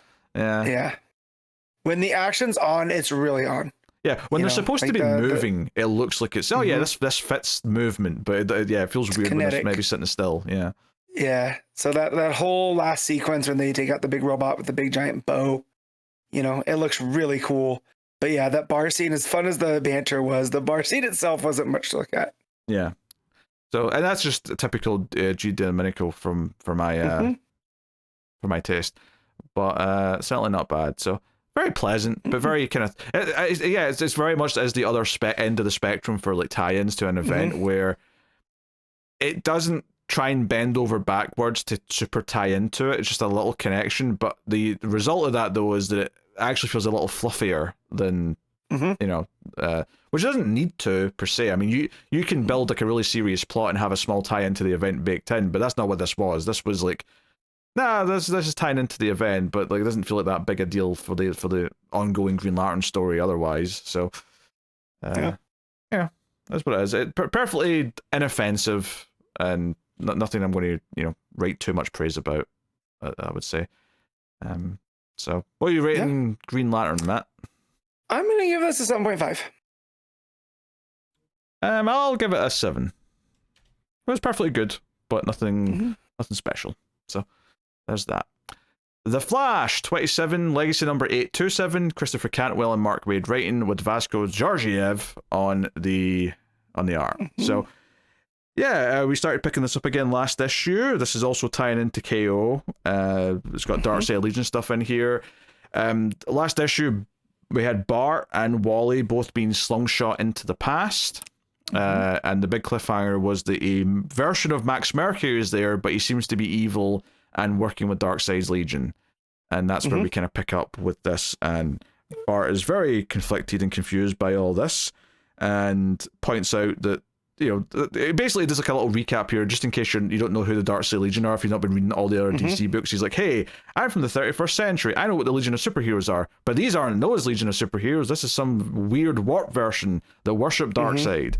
So he sets that up. The fact that they're done in the chibi style here, that matches Impulse's, like, he'll have thought bubbles that are just pictures, but they're done in that same style. So like on the first page, when he, is thinking that Max Mercury's lost it, there's the one done up there. And then there's a couple other throughout the issue, which I think is a fun stylistic choice. But yeah, the fact that his retelling of events here is done in that style is a lot of fun. And it kind of shows Georgiev, what he can really do here. And the fact that Darkseid kind of looks a little cute. He's menacing. Oh, but looks a little cute. Yeah. Darkseid is so adorable. Darkseid is. Look at that. Yeah. And then also the fact that they're talking about Omega Speed, right? So it's not the Speed Force at this point in time. Max Mercury, or Whirlwind, as they're calling him. They're talking about Omega Speed. That's what he's using, and they're saying that they'll replace speedsters with their own speedsters that use the Omega Speed rather than the Speed Force, and eventually XS shows up in this the Darkseid Legion XS, not the regular one, and she's using Omega Speed, not Speed Force. So because Wally and Bart are still using Speed Force, well, to an extent, anyway. And they're going through and trying to use it, or they're trying to replace it. Right, so it feels like that's why they're going back in time. Why the Speed Force is timey-wimey stuff. It's disintegrating and whatnot. As always, is it a Flash story without the Speed Force in trouble at this point? True. Wally gets tackled by Max when he runs into Impulse, so they fight a little bit, and there's some fun actiony panels there of people tumbling around. Eventually, Bart's running away, and that's when XS shows up and tries to tackle him. He runs onto a train full of passengers, and meanwhile, Wally gets away from the Legion members, but is able to steal one of their flight rings. So there's actually a really cool panel here where Wally's running, he looks at the ring, and then you get a panel from the side, like a wide panel from the side, of him like basically switching from a run to taking off into flight. And I was like, oh, that's actually pretty neat. That's a pretty cool shot. It is really cool. And it's... Phil, that was a bit of Mark Waid going like, I've always wanted to make the Flash fly. Yeah. Let's do this. Yeah, so Bart runs onto this train, and they're in Siberia, they figure out. And Wally's like, what, Bart, why did you go onto a train with innocent passengers? What are you doing, you fool? So Wally like sort of vibes in, or tries to vibe in from the top of the train, although some more Darkseid Legion members are coming after him. So we get this little bit of a showdown on the train. It is what it is. Although it's actually, I mean, Wally and Bart bicker for a little bit, right? Yeah. Because he's like, oh, you messed all this up by going back in time. Look at all the mess you're making. And Bart's like, oh, we're heroes. We're supposed to do the right thing always. So it's a whole thing. Yeah. And as they're arguing, that's when evil Cosmic Boy pulls up the roof of the train, like off of a tin can. And Bart just goes, oh, man. Yeah, so like they're bickering, right? They could have been doing more. And we also get to a point where Impulse goes and addresses the people on the train. because he got bored on the Watchtower and decided to learn some languages, which I thought that was fun. Well, so he tells them, danger, hands, feet, air, just very basic stuff. Yeah, I will say, I do think the pacing of those 2 pages was a little bit strange, because when Wally turned and said, "You speak Russian?" ? The last person that spoke on that page, in fact, the only person that had spoken on that entire page before that was Wally himself, when he said, "Sorry, ma'am, I hope there's nothing irreplaceable in this bag," because he throws a bag at one of the Legion members. And I'm like, oh, he's referring to the last page when Bart said a couple of things in Russian. But it felt weird. Like, it felt weird for him not to say that right after Bart said that. It was such a gap that it took me a second to realize, oh yeah, he did say something in Russian. Like, maybe that's because I was tired and I was reading it. It's entirely possible. Yeah. But it did make me pause for a second and consider what I was looking at. Yeah. But because he doesn't want them, because what the Darkseid Legion plan is just to electrify the whole train, right? So that's where he tells them, don't touch anything, hands, feet in the air, so don't touch the bottom. And then Wally grabs that lady's bag and then throws it at Evil Lightning Lad, which I thought was fun. Because sometimes you just gotta hit a villain with the bag. Yeah, and then they evacuate the train, speed them all out, and that's the whole thing. And then and then Bart, his powers seem to be gone after this. He says he can't feel the Speed Force. There's this panel where he's just in like black negative space. And the book ends with Wally saying, "We have to go find Barry, right? We have to go find him now," and that's what the final page is. Again, actually, I said this about Detective Comics. This didn't really feel like that much of a last page to me. So I guess a slight ding for that. But yeah, I feel very similar to this as I did about Green Lantern, which is it's fun enough. It's very light and kind of fluffy in a lot of ways, but ultimately doesn't feel that consequential, right? Because it feels like whenever we get to the end of KO, this plot line of them jumping through time will have wrapped up, and it won't really feel like it mattered that much. And it's kind of got that tie-in feel to it. Yeah, it's like what can we do to keep these characters busy? That's what it feels like. It feels like, what can we do? Whilst, because we don't want to do a story that just ignores the event, even and just say it's set after or before or after it. They want to have something that feels like it's going on during the event, but that means they're very limited in what they can do, and they have to do all this timey-wimey stuff just to make it feel like they can pull all these big strings. So I don't know. I like, it's perfectly entertaining, but a bit light and fluffy because it's an event tie-in. Yeah. And I just as a fan of Bart Allen and being the voice, I don't know, and I don't know if this is both Cantwell and Waid, but the voice for Bart and Wally and everything, it just fits, and it feels nice because I haven't read Impulse in a minute, and like he popped up in some of the Atom stuff here and there, and that was pretty good. But this feels, very, very on brand and on point, and as much as they did bicker, though, the Wally and him stuff, I thought was a lot of fun. The whole "you speak Russian." It's funny bickering, though. Well, that's the thing. Like Bart is a little shit at times, and I think that's kind of it's he's entertaining. Here. Yeah. So a lot of fun, but it reeks of what are the Flashes doing right now? We'll throw timey-wimey Darkseid Legion, type stuff, and here we are. Yeah. I mean, it might feel like a big deal if it was like, oh, if they can take down this Darkseid Legion, it'll help with what's going on in KO. But because KO's entire premise is that at the end of it, someone will just get to rewrite reality and it won't matter anymore, it's hard to make any of this side stuff feel like it's even that important in the grand scheme of things. So, I don't know. It's kind of in that same weird kind of place. And I think if I was comparing this to Green Lantern, which I'd say is very similar in quality, I think this is just a nudge lower, for no other reason than just, I don't know, maybe just Ollie and Hal, their banter just felt like it was like, oh, we've not had this in a while, and it feels a bit fresher, I guess. But I don't want to be too negative on it either. It's perfectly fine. No, I would say, and for me, being like a longtime Flash fan, just getting to see them interact here and go on this time adventure, the Evil Max Mercury, I would put it maybe just a notch above the Green Lantern stuff. Well, that's the thing though, the Evil Max Mercury part of it just feels kind of like a weird, like, I don't know, like we need something spicy in here, so we're going to have an Evil Max Mercury running around, but I'm not actually that interested in it because I don't think it's going to stick or have a great reason behind it. No, but I definitely feel like it's gonna be Bart having to overcome Evil Max Mercury.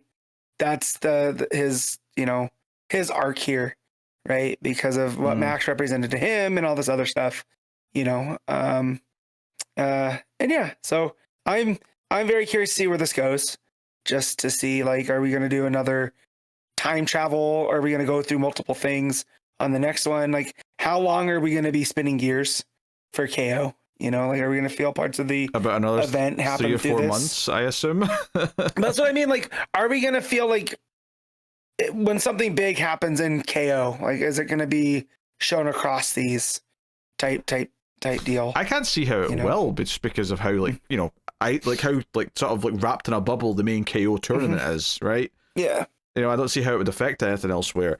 And the best you're going to get is like what Superman did, which is where it just kind of inserts like little extra bits that happened in there, kind of thing. Mm-hmm. Yeah. So I don't know. It's weird. It's weird. It's just like we've got a lot of books tying into an event, which inherently, because of its premise, can't really be tied into that much. It's an untieable event. Yeah. I mean, I know they set up the whole idea that like, some of the heroes are evacuating Earth, but they've kind of made that just the Titans, right? Everything else is doing other stuff. And we'll get to, the next book we're going to talk about is also a tie-in to KO. So, I don't know. It's weird. Yeah, I'm not sure the tie-in side of this is working that well. They're kind of just fluffy, but hey, is what it is. Matt, what are you giving The Flash 27? I mean, it's 7.5. I am going to go 6.5. And we'll leave it at that. Justice League Unlimited issue 13, Mark Waid writing with Dan Mora on the art.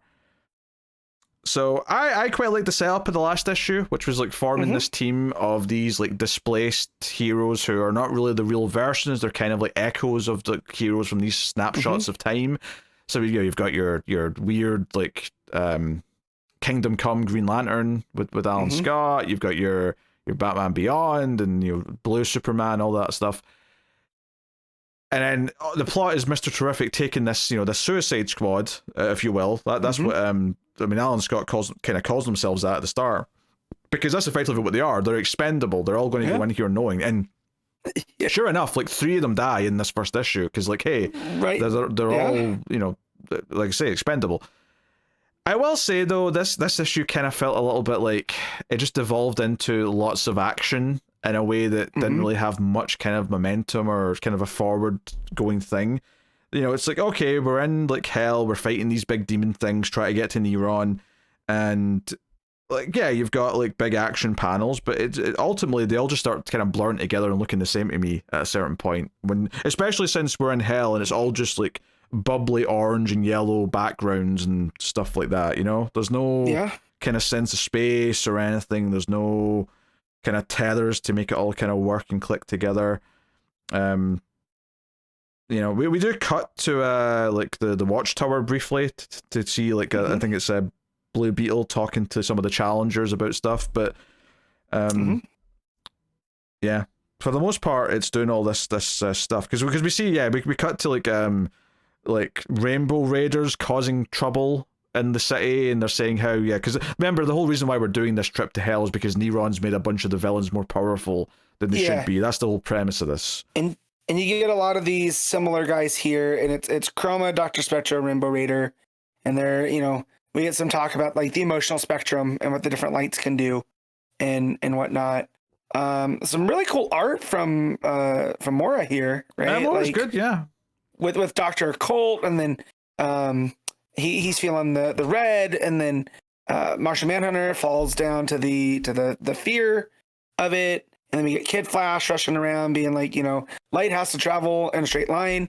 He was zigzagging, so he's not susceptible to it. So I thought all that actiony stuff was fun, but I think that's the height, I would say, of the art, because then when we get back to hell, it's a lot of those yellow, orange, red backgrounds. It's the same kind of feeling you get designs. in a movie where the final fight takes place in something that's clearly just all green screened and there's no sense of space or geography. It's the same kind of problem where in all this stuff in hell there's no sense of space, so it just feels like meaningless. Where at least in the fight that takes place up in the city, there's only, I mean, some of the panels only have kind of vague backgrounds, but there is a few that have like, this is a street corner, this is where some stuff that's recognizable is around you, so you get a sense of space at least a little bit. So yeah, and then all the stuff in hell is like there's a little bit of Green Lantern giving Batman Beyond a pep talk when he gets scared. The main thing is Mr. Terrific tricking the Medusa-looking demon lady down there with a question. I'm looking for her name, and I don't see it. It's just one of these demons. And I like that Mr. Terrific brings logic, and if you can, what's they're doing here? He's like, I have to, is it a riddle? Right? You want a game? So they challenge you. And this demon can read their mind, but Mr. Terrific hits with the, this statement is false. Is that true or false? And so that tricks the demon. Then it's of course she's not. Yeah. Yeah. And that's not, that doesn't work for her, brother. And so she goes rogue anyways, and we lose the, Kingdom Come Green Lantern here because she uses wood because he had mentioned that was his weakness. Yeah, she gives him wood. Yep, she does. And we get to Neron here at the end, and he's basically just doing the villain thing where he's watching him through his crystal ball, going, "Aha! They're never going to defeat me. I'm too powerful." Mind you, this is meant to be DC Satan. And he's sitting on his crystal ball, just, doing Mr. Burns' hands. Yeah, honestly, this was kind of lame, this issue. I'm sorry to say. Because as good as Dan Mora is as an artist, all the stuff in hell just kind of blurs together and looks the same to me. It's hard to really get invested in any of it. The ending's kind of weak sauce. Like, the only thing that seemed kind of cool to me is maybe some of So some of the characters forming bonds, like Green Lantern and Batman Beyond, like was kind of like hinting at something that would have been kind of cool. Is like some of these characters like kind of getting to know each other before they die might have been interesting.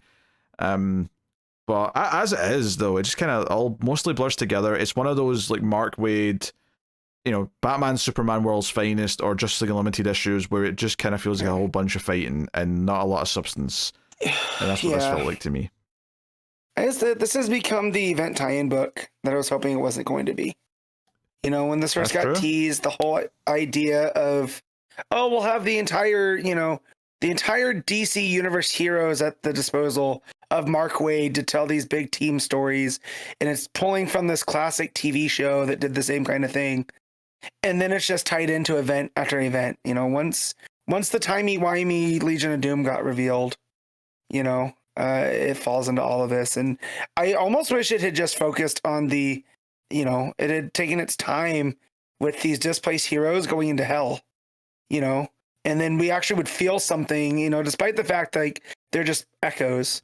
When they die, you kind of feel something for them. The most interesting thing about that last issue, I thought, was that them knowing, even if we all live and win, we're all going to disappear because we're just kind of like these copies of the real people. So them knowing that they're effectively expendable, but in every sense of the word, not just like someone's opinion, but wanting to do the right thing anyway and accepting that they're probably going to die no matter what, and then making us care about them after the fact and making them sort of like kind of fear that, but do the right thing anyway. Like there's a lot of stuff you could have pulled on there to make us really care about their like mission and journey. But this felt like it was just rushing through some beats because they have to finish it in another 2 issues time or something. It didn't feel like there was any real meat to it here. Like Power Girl and Guy Gardner and someone else get taken off essentially in a shadow, right? Like we see their silhouettes, they all get cut down at the same time. Versus we do get a good moment with Alan Scott, Kingdom Come, Green Lantern, where he's kind of like he's served his purpose. He saved them for as long as he can, and I was kind of expecting more of those to happen instead of this kind of jumping around amorphous hell. But disappointment. Yeah, I think it's just some more thought into like what the obstacles were going to be once they're in hell, It just been instantly we're surrounded by things to fight, and it's just a bunch of meaningless fighting. It's just not that interesting. Like there should have been more of like a quest to get to Neron or something, you know? Sure, there'll be some fights along the way, no doubt, but like, I don't know, like, we have to go past like the evil mountains of blah blah blah or something to get to, you know, Neron. I don't know. Anything would have been more interesting than just fight. Here's a riddle. Neron's looking evil, saying, haha, they'll never get to me. Yeah.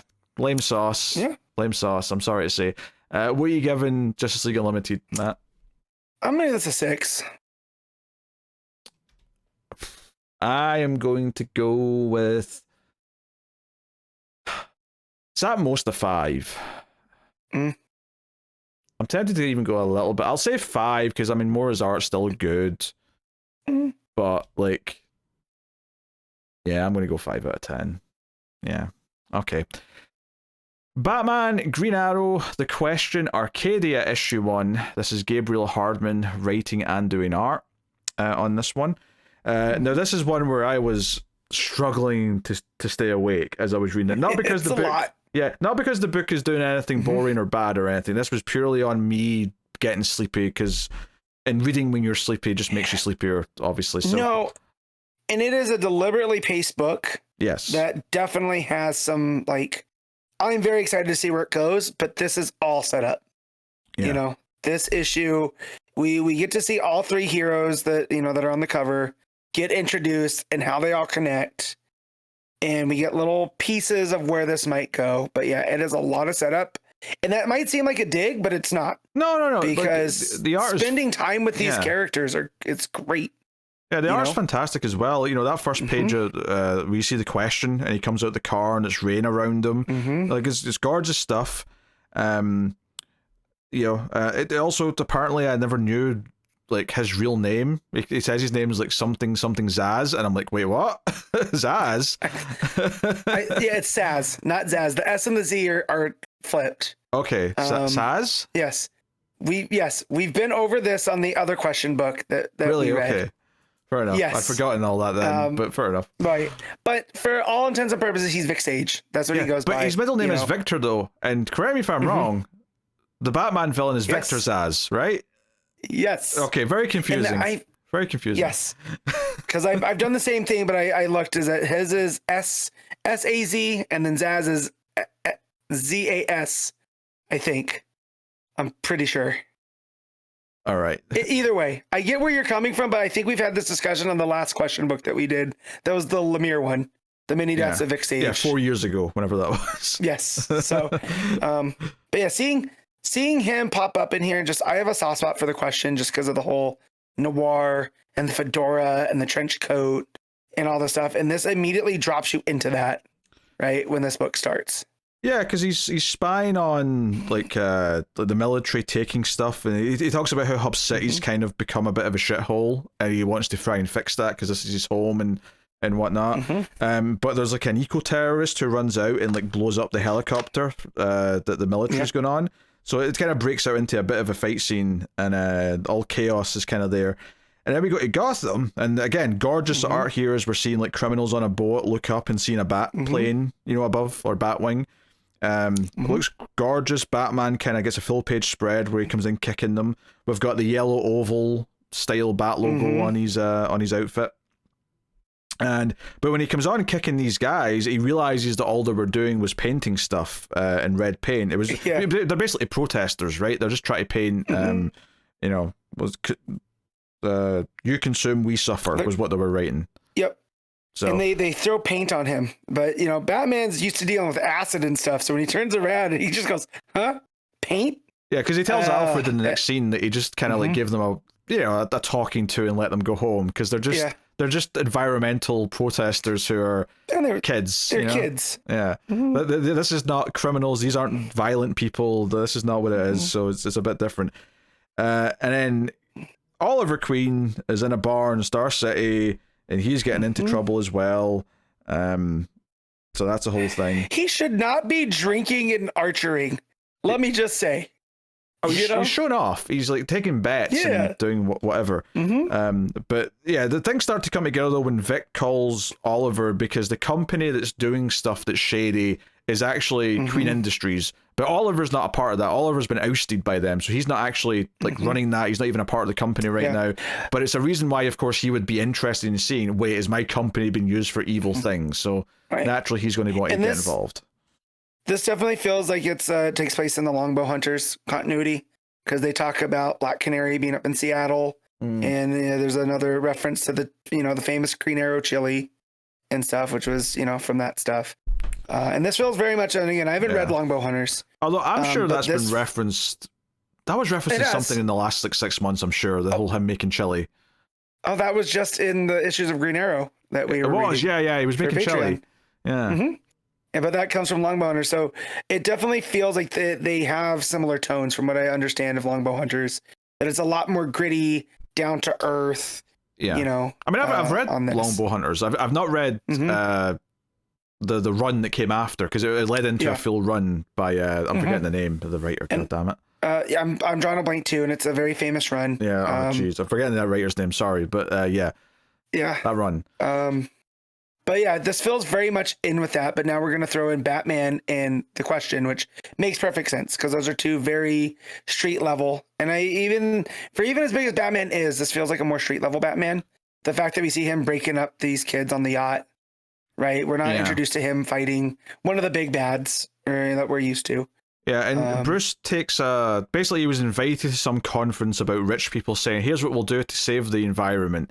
And he turned it down at first, but after this encounter with the protesters, he's like, hey, Alfred, let's go and hear what these other billionaires are going to say about this. So he goes to Belize and hears this pitch. So the whole Arcadia thing that comes up here, we find out, is that the rich people are planning on building a floating city called Arcadia, where only the Omega rich can get on board, and it's kind of implied at one point that they'll keep the riffraff out, and it's only going to be the wealthy that get to go there, the civilized people, quote unquote. But some eco terrorists show up, and we get like Batman in his like jungle stealth suit with no cape, like jumping around, try to keep an eye on the bad guys. He's looking like Black Panther. All right. There's a bit, actually. Yeah, there's a bit of a Black Panther look going on. This looks like a shot from the movie, from the Marvel movie. It still looks cool, though. Like, if this was a toy, I would buy it. Stealth suit Batman. Oh, yeah. It looks cool. Yeah, and he's like sort of jumping onto a drone, and like it ends up like falling down and exploding, and this looks good. And the orange of the explosion really pops because it was like several pages of nighttime in the jungle, so it was all blues and greens and blacks, and then you got this bright orange explosion. So yeah, the art's gorgeous, and I love the line work that Hardman has here. Yeah, well, and it's gritty, but like a clean gritty, like the heavy ink lines and everything, but it doesn't lose, like it's not that messy that we tend to see with this kind of like the kind of sketchier style, almost like I'm drawing a blank on the Sienkiewicz kind of vibe. This is Hardman's definitely has this kind of unique, clean, gritty style, which seems like an oxymoron, but the action's real fun here. Yeah, obviously Oliver ends up where Batman is, and they kind of have a like, wait, what are you doing here kind of moment in the end. Vic's investigating stuff detective wise, and there's a great visual here where he goes to investigate, and the guys try and kill him by putting like a bag over his face, but it kind of ends up looking kind of like the Question mask. I thought that was a really nice visual touch. It was really cool. Yeah, he's in Azerbaijan, following up a lead that Ollie from Queen Industries, not from Ollie. Yes. But his contact gave me the location of Al-Qatani Island off of Greenland, so that's where Ollie's going. He's in Vic's in Azerbaijan, and Batman's in Belize. Yeah. So they're all running their own things. It's part of the same mystery. Yeah, but Batman ends up being where Oliver is at the end, though, right? Because that's the cliffhanger. Where Oliver's getting to this base in the snow, and then Batman's standing there, as if he's even working with these bad guys right now. And I'm sure Batman's got a reason for that, of course. Because the last time we saw him was him being told, because he gets confronted by the soldiers, and they're like, hey, you're a detective, will you help us answer that question, which is why would they work this hard to destroy a solution to the environmental crisis? Like, so what is the goals here of this terrorist group? And at the end, it looks like Batman, at least for the time being, has decided to work with them based on this confrontation with him and Oliver. And Batman's in yet a different suit. He's in what I'll call the snowsuit, I guess. Yeah. Something that's again, if this is a toy, right? This reminds me of the Kenner toys in the 90s. You know, this is the frost suit Batman. You know, he's a bit more insulated. Jungle Stealth Batman's the other one. Yeah. And yeah, it looks like he's working with this group, which was the group that that Vic was investigating early on, right? The ones that were taking stuff. So it sounds like there'll be a lot of like, which side should we all be on for a bit until we kind of iron things out, which you know is fine. Yeah, I mean, the art's gorgeous. Like I said, like some of the finer details here I was definitely missing because I was like drawn. Like I couldn't have told you why Question was investigating where he was when he got you know, kidnapped. Like I really couldn't, because they put him on a plane with other people who've all got these like same sort of masks like pulled over their heads. Yeah. So you know, curious to see where that's going. And I'm looking forward to getting more into it with the next issue. So I liked everything I got here, but like I said, I was in a really kind of sleepy state when I read this, and a lot of the finer details of the actual, like, which company's up to what was definitely going over my head a little bit. They're throwing a lot at us early on, and I feel like that's by design, so we get caught up in the web, you know, of the storytelling. It's kind of reminding me, and it shouldn't be a surprise because of what the character was based on, but King's Rorschach. Right? Like there's a lot of moving pieces early on and it'll all start to become more clear. Right? But again, that shouldn't be a surprise because Rorschach was inspired by The Question, you know? And now we're adding Batman and Green Arrow to this. This feels a bit more straightforward though, in a more like classical detective way. Whereas I feel like Rorschach, that Tom King book, kind of felt a bit more like we're going for that kind of jumping around mystery, kind of unraveling kind of vibe. Yeah. So, you know, that's what it is. All right, what are you giving Arcadia issue 1, Matt? I'm giving this a 9. I really enjoyed this. I can't wait for more. Yeah, I get it. I think I'm going to go with an 8, and part of that may be on me not getting all the finer details, but I love the art, I love the vibe that it's going for, and I'm excited to sort of dig in a bit deeper with issue 2. So I'm going to be a little conservative just because I feel like I didn't maybe get enough of it to go that high. So I'll say 9. So, cool. Cheetah and Cheshire robbed the Justice League, issue 4. Greg Rucka writing with Nicola Scott on art. So the heist has begun, right? It begins at least part way through this issue. Although still a little bit of setup, they're collecting some material and some things they need to do. And there's some more of that group kind of interpersonal banter, which has been so good in this book with the little bits of bickering, little bits, you know, back and forth. The big thing that comes up, though, and I really love this, and partly because it's Greg Rucka and Nicola Scott doing the book, but the idea that when they're going through the plan and seeing like all the details, and we don't know all the details as the audience, we've got little bits and pieces, but we don't know the entire ins and outs of it.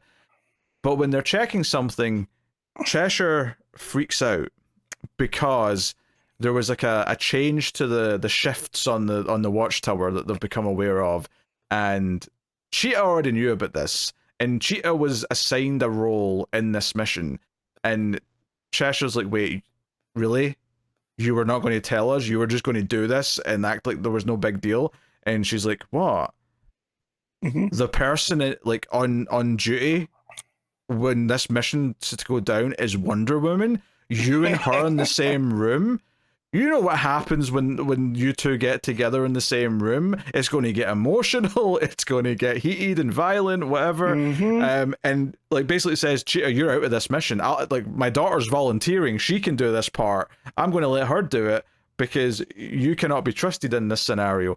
I love that her relationship with Wonder Woman's so volatile or so history or so, you know, so fueled that like Cheshire doesn't even entertain the idea that this isn't an issue. Like she's immediately like, no, we cannot have you and Wonder Woman around each other.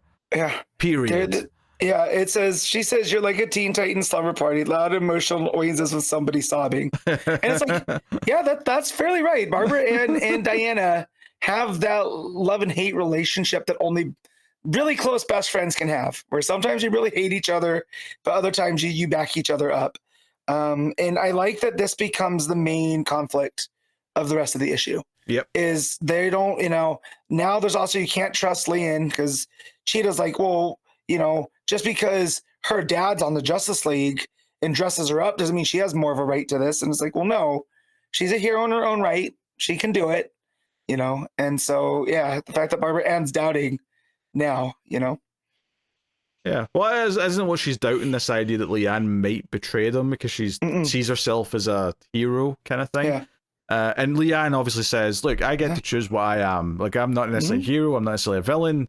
I'm just me. I'll do what my own like thinking gets me. Yeah. But yeah, there's a lot of good art here, a lot of good facial expressions of this like dispute playing out, which is really good. There's also some fun stuff in this segment where like Clarion's like wedging himself in between the girls because he wants to sit next to featherweight. Thank you. I'm trying to remember the new girl's name. So that's still kind of adorable. She also comes up and punches the box he's trying to open at one point when he can't do it with his weak little, you know, boy strength. His little goth hands. Yeah. She's got to use her strength, you know. Yeah. His little Danhausen fatigue trying to like open up the crate. And she comes up and just smashes it like some sort of heavyweight. And the fact that it's they have bags of mice that or rats that they put into these boxes. Right, yeah, it's rats. Come on. They know not to mess around with mice around Wonder Woman. Like she's got some recent history with Mouse Man knows. Mice have ears. Mice have ears. But Nicola's got jogging Tickle staring much like a cat would at all the rats, you know, in the box. I thought that was a fun panel. So we were going to the Watchtower, right? And obviously it's the morning of the heist. And Red Tornado's saying, hey, there's a bunch of stuff going on, and the team are intentionally setting off certain things. Like, for example, they've got Hazard setting off, like, earthquakes. But not, because basically, I think it's Clarion complains, like, why aren't you just going to the big San Andreas one? And she's like, because that might actually kill millions of people if I set that one off. I want to set off a little one that's not going to do too much damage. Yeah, and even back at their base, they were talking about like it can't be too big of a boom because then Batman will realize it's a distraction. Yeah, I like that. It's like we have to get the perfect middle ground where it's not so much that Batman can sniff out that something's going on. So I want to ask a question. So this first panel on the Watchtower, who is this like dollar store Barbara Gordon looking character? That's Misfit. That's Misfit. Okay. Yes. And I only know that from Process of Elimination because there's Bunker, there's Vixen, there's Flex. My first thing went to Flex Metallo, and I'm like, what the hell is Flex Metallo doing there? You know, I feel like Nicola Scott wanted to draw him in his, you know, circus strongman physique. I just look at him like that's someone who couldn't afford to actually make a Batgirl outfit and just kind of put it together with stuff they bought at the store. Anyway, it doesn't really matter. So yeah, we see that the Justice League are all spread thin, dealing with all these various crises, and we see Renee Montoya, the Question, who's of course the sort of the watch commander of the whole station, and she's like asking for what's going on, and Red Tornado's just like, there's like a meteor shower happening. You can see it from the fifth observation deck. Blah blah. There's a couple of fun little bits here where Rucka's getting to write some characters that he doesn't write too often, at least anymore. And that is Blue Beetle talking Spanish with Montoya and them kind of nerding out about it. I thought that was kind of cute. I also really liked that as he's walking in, Blue Beetle says bats to Batman, and Batman just without turning his head, just says, Beetle. Like just returns it. I don't know, give me a chuckle. Well, and then also I was like, oh yeah, who's the sheriff of the Watchtower? It's Renee. Who does Greg Rucka love to write? Oh, yes. The Question. So we get that again, and I got very excited. I was like, oh, yeah. In all the Barbara Ann of this in Wonder Woman, I was like, oh, who's the third person at this dance? Yeah. And it's Montoya. So this is all going on. They've got Hazard in space. Try to mess with the satellite as well. So that's the whole thing. Yeah. Anyway, it's a whole, or that's Featherweight. Sorry, not that.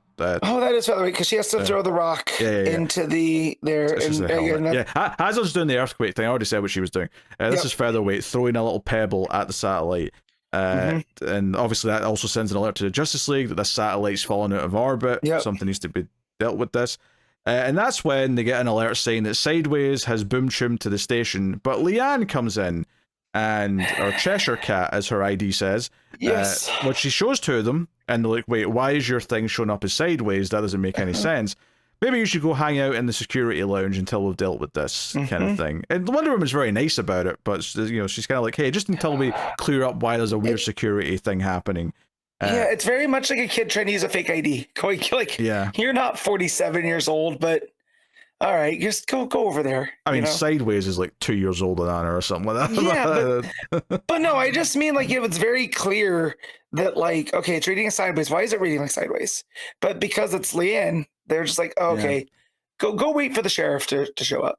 So the supply ship from Earth, from Ferris Airs coming up, which we knew they were going to do something with last issue. And it arrives, and a bunch of the mice or the rats come running out, and the challengers of the unknown are the ones getting the supplies, and so they start freaking out, and they're like, we should try and clean this up ourselves, let's not bother Wonder Woman with this. But Cheetah, it turns out, was sneaking up in there against her team's wishes, seemingly. Unless, and this did cross my mind, that maybe Cheetah in Cheshire just wanted the rest of the team to think that she wasn't going to be part of the mission for some secret reason, which is possible. They're pulling a double shift, right? Is that they need to make them believe that there's an issue so that they can make this part go off. Yeah. But of course, we'll see. Yeah, of course, though, Cheetah just walks around one corner, full page spread for the last page of Wonder Woman just standing there saying, Barbara Ann, what the hell are you doing here? Cliffhanger, which is a great cliffhanger. It's a little bit of a meta cliffhanger almost, because it's kind of playing on this idea that we're all excited to see Rucka and Nicola Scott do more Wonder Woman than Cheetah. I am. Oh yeah, we are. Like, yes, we're all pumped for it. So it says it all is going to plan, and then in red font underneath the bubble or under the box it says honest. So again, I feel like this is some Ocean's 11-y. Make it look like there's an issue, so no one suspects anything in case there's a breakdown. Yeah, it's almost like Cheetah's become the big distraction or something that'll keep Wonder Woman like off her game or focused on her whilst everything else is happening, which is that's fine. So, no, I mean, I had a lot of fun with this one. I think a lot of the character interactions were great. I think all the different parts of the plan are fun. The little casual moments with, like, Batman and Blue Beetle or Montoya, I think are good fun.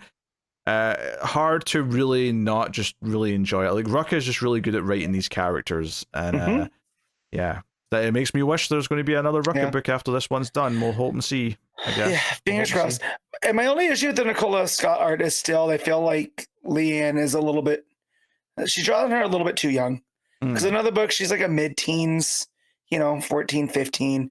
And here I feel like drawing her more like preteen, kind of. So, but again, that's a nitpick at the end of the day, because everyone else looks great. Yeah, I mean, I think the art is to mostly be commended, because the performances, if you will, of the characters to like sell the reactions, their emotions, especially in those early scenes where they're having their debates and fights about Cheetah going up to space or not, I think all work really well. And then you've got the cuter stuff like the crush that Clarion has on Featherweight and so on. Well, even here, the on the cliffhanger, Barbara Ann's shocked face, and then Diana's like not thrilled face too. It's very subtle, but they're there, so. Also, very fond of Nicola Scott's pussy. Or the cat she draws. She draws a good cat. Yeah, he could have said Tickle, but he chose not to. You made the choice. Yeah, because the panel where Featherweight crushes the box, the cat's like standing on it, and so when it all crumbles, you just see the cat jumping for its life. Yep. With a shocked look on its face. I thought that was fun. So yes. we given in Cheshire. It was 8.5. Yeah, I think I agree with that, actually. 8.5 on this one. Very good. GSA issue 13, Jeff Lemire, writing with Gavin Guidry on the art. So this is the start of year one, which sounds really appealing. I like the idea of doing a GSA year one.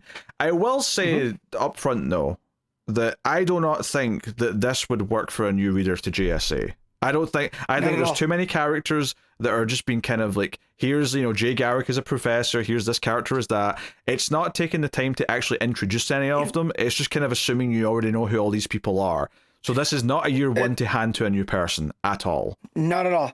I feel it's year one in the gimmick of, hey, how did the JSA become the JSA? Yes. Longtime fans, because they even get into the whole you know, it had to been what, 10 years ago when they made Alan Scott gay, right?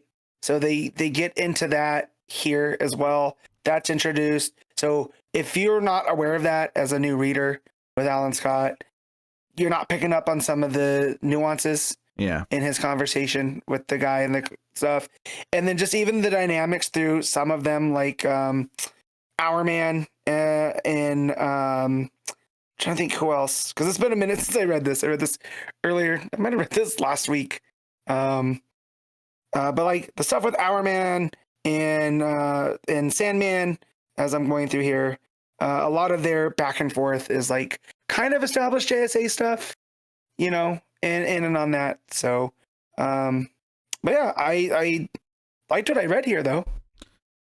Yeah, no, I like the art. I like the kind of more laid back approach to it. You know, more straightforward boxes and kind of some of the awkwardness of some of the interactions and whatnot. Mm-hmm. I will say that I would say the plot feels like it's like got this tons of momentum yet, right? It's like, okay, Our Man's investigating Starco and try to figure out what's going on. There's dead bodies there already. Sandman's there, and Sandman's like, yeah, I had a dream about being dead here, so I came to investigate. So they end up working together for a little bit, and there's some nice mood there.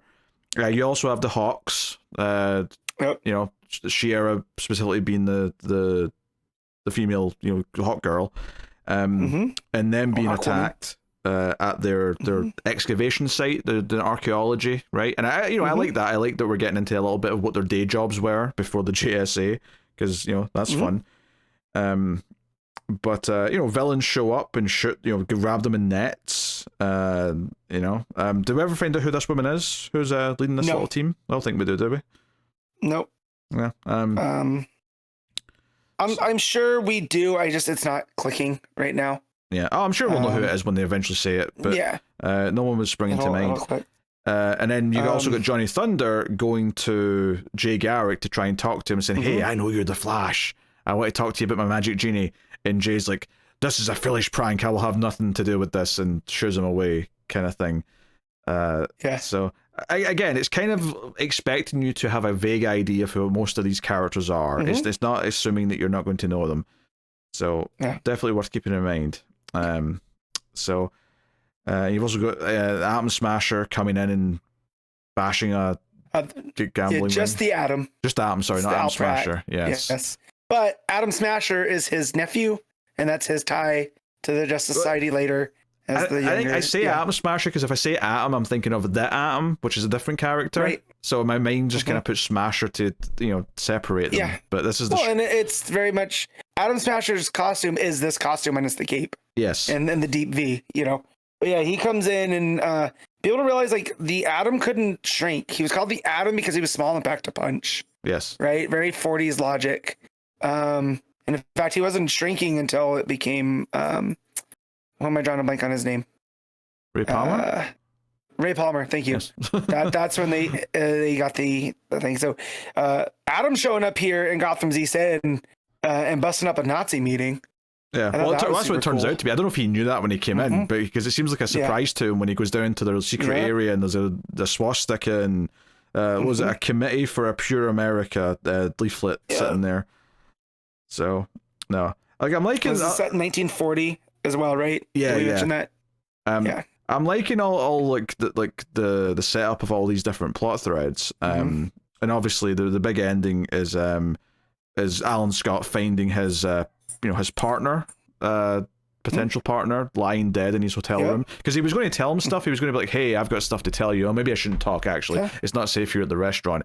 So he gets concerned about him and goes back to his hotel room to see if he's okay, and he's lying there dead with a knife in his chest. So I like this, but it definitely feels like there's like 4 plots going on, and I'm sure they're all going to connect. I'm sure this Nazi group at the center of it. The Injustice Society probably because I imagine the reason why we're doing this is because it's going to build up to the Injustice Society going after the spear for the first time or something like that, or maybe establish why the GSA came together in the first place so that it'll tie into stuff next time. Because we kind of left off on a bit of a cliffhanger before with the bad guys getting the spear and like everything they're going to do with that. Yeah, the bad guys winning. So so I like the pacing of this, and I like what it's doing, but I will say that I also feel like there's no sense of the. I don't know. Like maybe there could have been like a stronger plot hook here, right? Like it feels like there's not like a good hook by the end for what the villains are up to or something. It feels like we've got like various endings to the 4 plots. Green Lantern's being the biggest with this murder at the end, but it does kind of feel a little bit like they're missing like a key inciting incident that feels like it's tying everything together. Maybe that should have been at the end of the issue or the start of the issue, I'm not sure. But there does feel like one little missing ingredient to kind of make it feel like it's all coming together in a way where right now it feels like just 4 separate plots that, so, and also with the asterisks of this is not really a year 1 in the traditional sense, because it's not, it might be how they form a team together and that's cool, but they're expecting the reader to have a vague idea of who all the characters are already, because otherwise, right? I think you'd be lost. You'd be like, why? Because looking on here, you don't really get introductions, right? Not to any of them, really. Like the only one who even states who they are is the Flash, because Johnny Thunder says, "Hey, you're the Flash. You're like a superhero." Like he's the one. That's like the biggest introduction you get of any character, I think. Yeah. And just like the hint with Hot Girl, right, is whoever is holding him up is like, or do you really think you'll just be reborn again and again, as she has a gun to her and she's in the net, So again, if you're a new reader, this is not friendly at all. No. But as a longtime Justice Society reader, I'd like to see where it goes. Because did you ever read The Golden Age, which was the JSA book that took place? It was James Robinson. Can't remember who did the art. No. But it takes place during World War II. And it goes through, what they were doing at the time. It feels like it's much in tone with that. Like all these pieces. That one's narrated by Jesse Quick, the original Jesse Quick, Liberty Bell's husband and Jesse's dad. That one's narrated by him as he looks back on, the founding of it and whatnot and what they did during the war. So here it feels like we're dealing the same kind of thing where we're breaking it up into groups that Lemire was doing instead of doing it as a whole. So it definitely reminded me of the Golden Age a bit. And I guess in a way it kind of suffers from what Lemire's run suffered from the start, is this insistence of doing every character immediately and sort of like having to jumping around all of them. Like I think maybe just focusing on 2 like plots here to start with, and then bring in the others as we get like established would have been a better idea. Don't get me wrong, I don't think it feels as bad as the start of his run though. I think that first couple issues at the start of his JSA were really bad in that sense, like an extreme example of it. Here it's a bit better, and it definitely feels like it's got a better flow to it. However, it does still share some of those problems, and especially I think if you're a new reader, I don't think this will make it easy to follow for you at all. But now, you've read some of his Black Hammer, right? Yes, I've read like the first series, which was like 12 issues or so, and I read I think the first couple of minis. I might have started the second main series, I can't remember, but yeah, I've read a chunk of it. Yeah, because we know he can introduce new characters and stuff. So I'm curious to why, he wouldn't do that here, to treat it like this is the entry point, Yeah, it's strange. Because that's a good point. Like Black Hammer starts with like this entire history of all these characters who've been around, and it's meant to be the start of a story, so it feels, it should. I mean, it's the start of a whole new book, so it should be new reader friendly. It's literally an issue 1, but it does it and establishes this whole entire group of characters, the fact that they all have a history, and then you get to know them better as it goes on. Like he knows how to do this. Like he's done it, right? I mean, Black Hammer in many ways was like an alternate universe JSA in a lot of ways, which is why I bring it up, right? Because this has more in common with Black Hammer being an introduction than him taking over, the Justice Society at issue 1, right? Like, it was an issue 1, but this is an established JSA. So it makes me wonder, why he's going about it the way he is, when we know, artistically, he knows how to introduce things. Yeah. And he's done it well, because Black Hammer was a hit. Everybody I know, because I still haven't read it, but it's very good. That has. Yeah. From what I've read, has it's nothing fantastic. but good things to say about it. And it's almost his love letter to a certain era of comics. So, and like here, that's what they feel year 1 should be, especially when JSA is involved. So, but that said, I still mostly enjoyed it. Like, there's not a whole lot outside of the structure and the, introducing all the characters so fast. Yeah, I don't have much of an issue. I think there's a very good chance because at the very least there's a lot less characters compared to the regular stuff, because a lot of the younger characters aren't here. Obviously, it's all just the OG versions, and that I think will make it a little bit tighter than what we've had so far. But it's still not like, you know, when you tell me Lemire's going to do JSA, it's still not living up to that. At least not yet. No. Maybe this arc will go to better places, but it's still lacking. Like, you know, I would say everything before year one in this run has been a C tier book. It's not even been a B tier book. It's been a C tier of just like stuff happening. It gets to a point. There's a nice moment here or there, but it's kind of floundering. To the point where I was debating dropping it, but year one sounded like an interesting proposition, and this is better, I think, but it's still not hitting as much as it should. So, yeah, weird to go. I will say I do think the art feels a lot more consistent here than it has been in the previous stuff. So that's worth something. Yeah, I would agree. And it feels of that Gavin Guidry's really good at those classic looking heroes. Like, I would really want a book, and this is just me being an Indiana Jones nerd, of Carter and Shira traveling across looking for artifacts. I don't even need the Hawks to show up, you know, but like the whole thing with them being down in the jungle and people attack, like I was getting a lot of Indiana Jones Mummies vibe, and Guidry's art is perfect for that. Maybe they'll run into Barbara Ann or something and you know, do some excavating. That's right. Yeah. So, but yeah. All right, what are you giving GSA 13? I'm gonna give this a 7. I'm gonna go 6.5. I don't think I'm ready to call it like straight up good at the 7. Like I think I still have to be a little conservative with my score, because I feel like it's closer. It feels closer, but it's not quite hitting there yet. Adventures of Superman, The Book of Kal-El, issue 3, Philip Kennedy Johnson writing with Scott Godlewski on the art. Did you catch up with this? Cause you... I did. Yeah. Okay, good. Yes, sir. Good.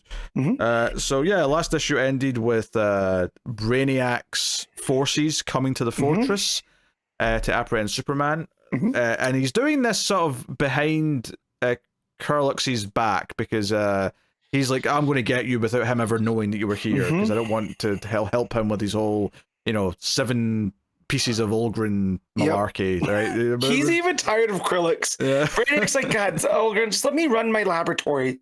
Because again, he's treated Earth like a laboratory since in this far future. Yeah, he's been faking a Lex Luthor to rule the world. But yeah, I mean, this is just a lot of action. It's a lot of Superman fighting this big Brainiac head, and then like the descendant character, I'm forgetting his name, Ronin. Ronin. Yeah, there you go. Who was Flamebird or Nightwing to Brandon Kent's Superman, which I do love that they brought those up. I do love the fact that Philip Kennedy Johnson is doing this like kind of fantasy lore, but within the sci-fi aspect of Superman, and is making it work really well.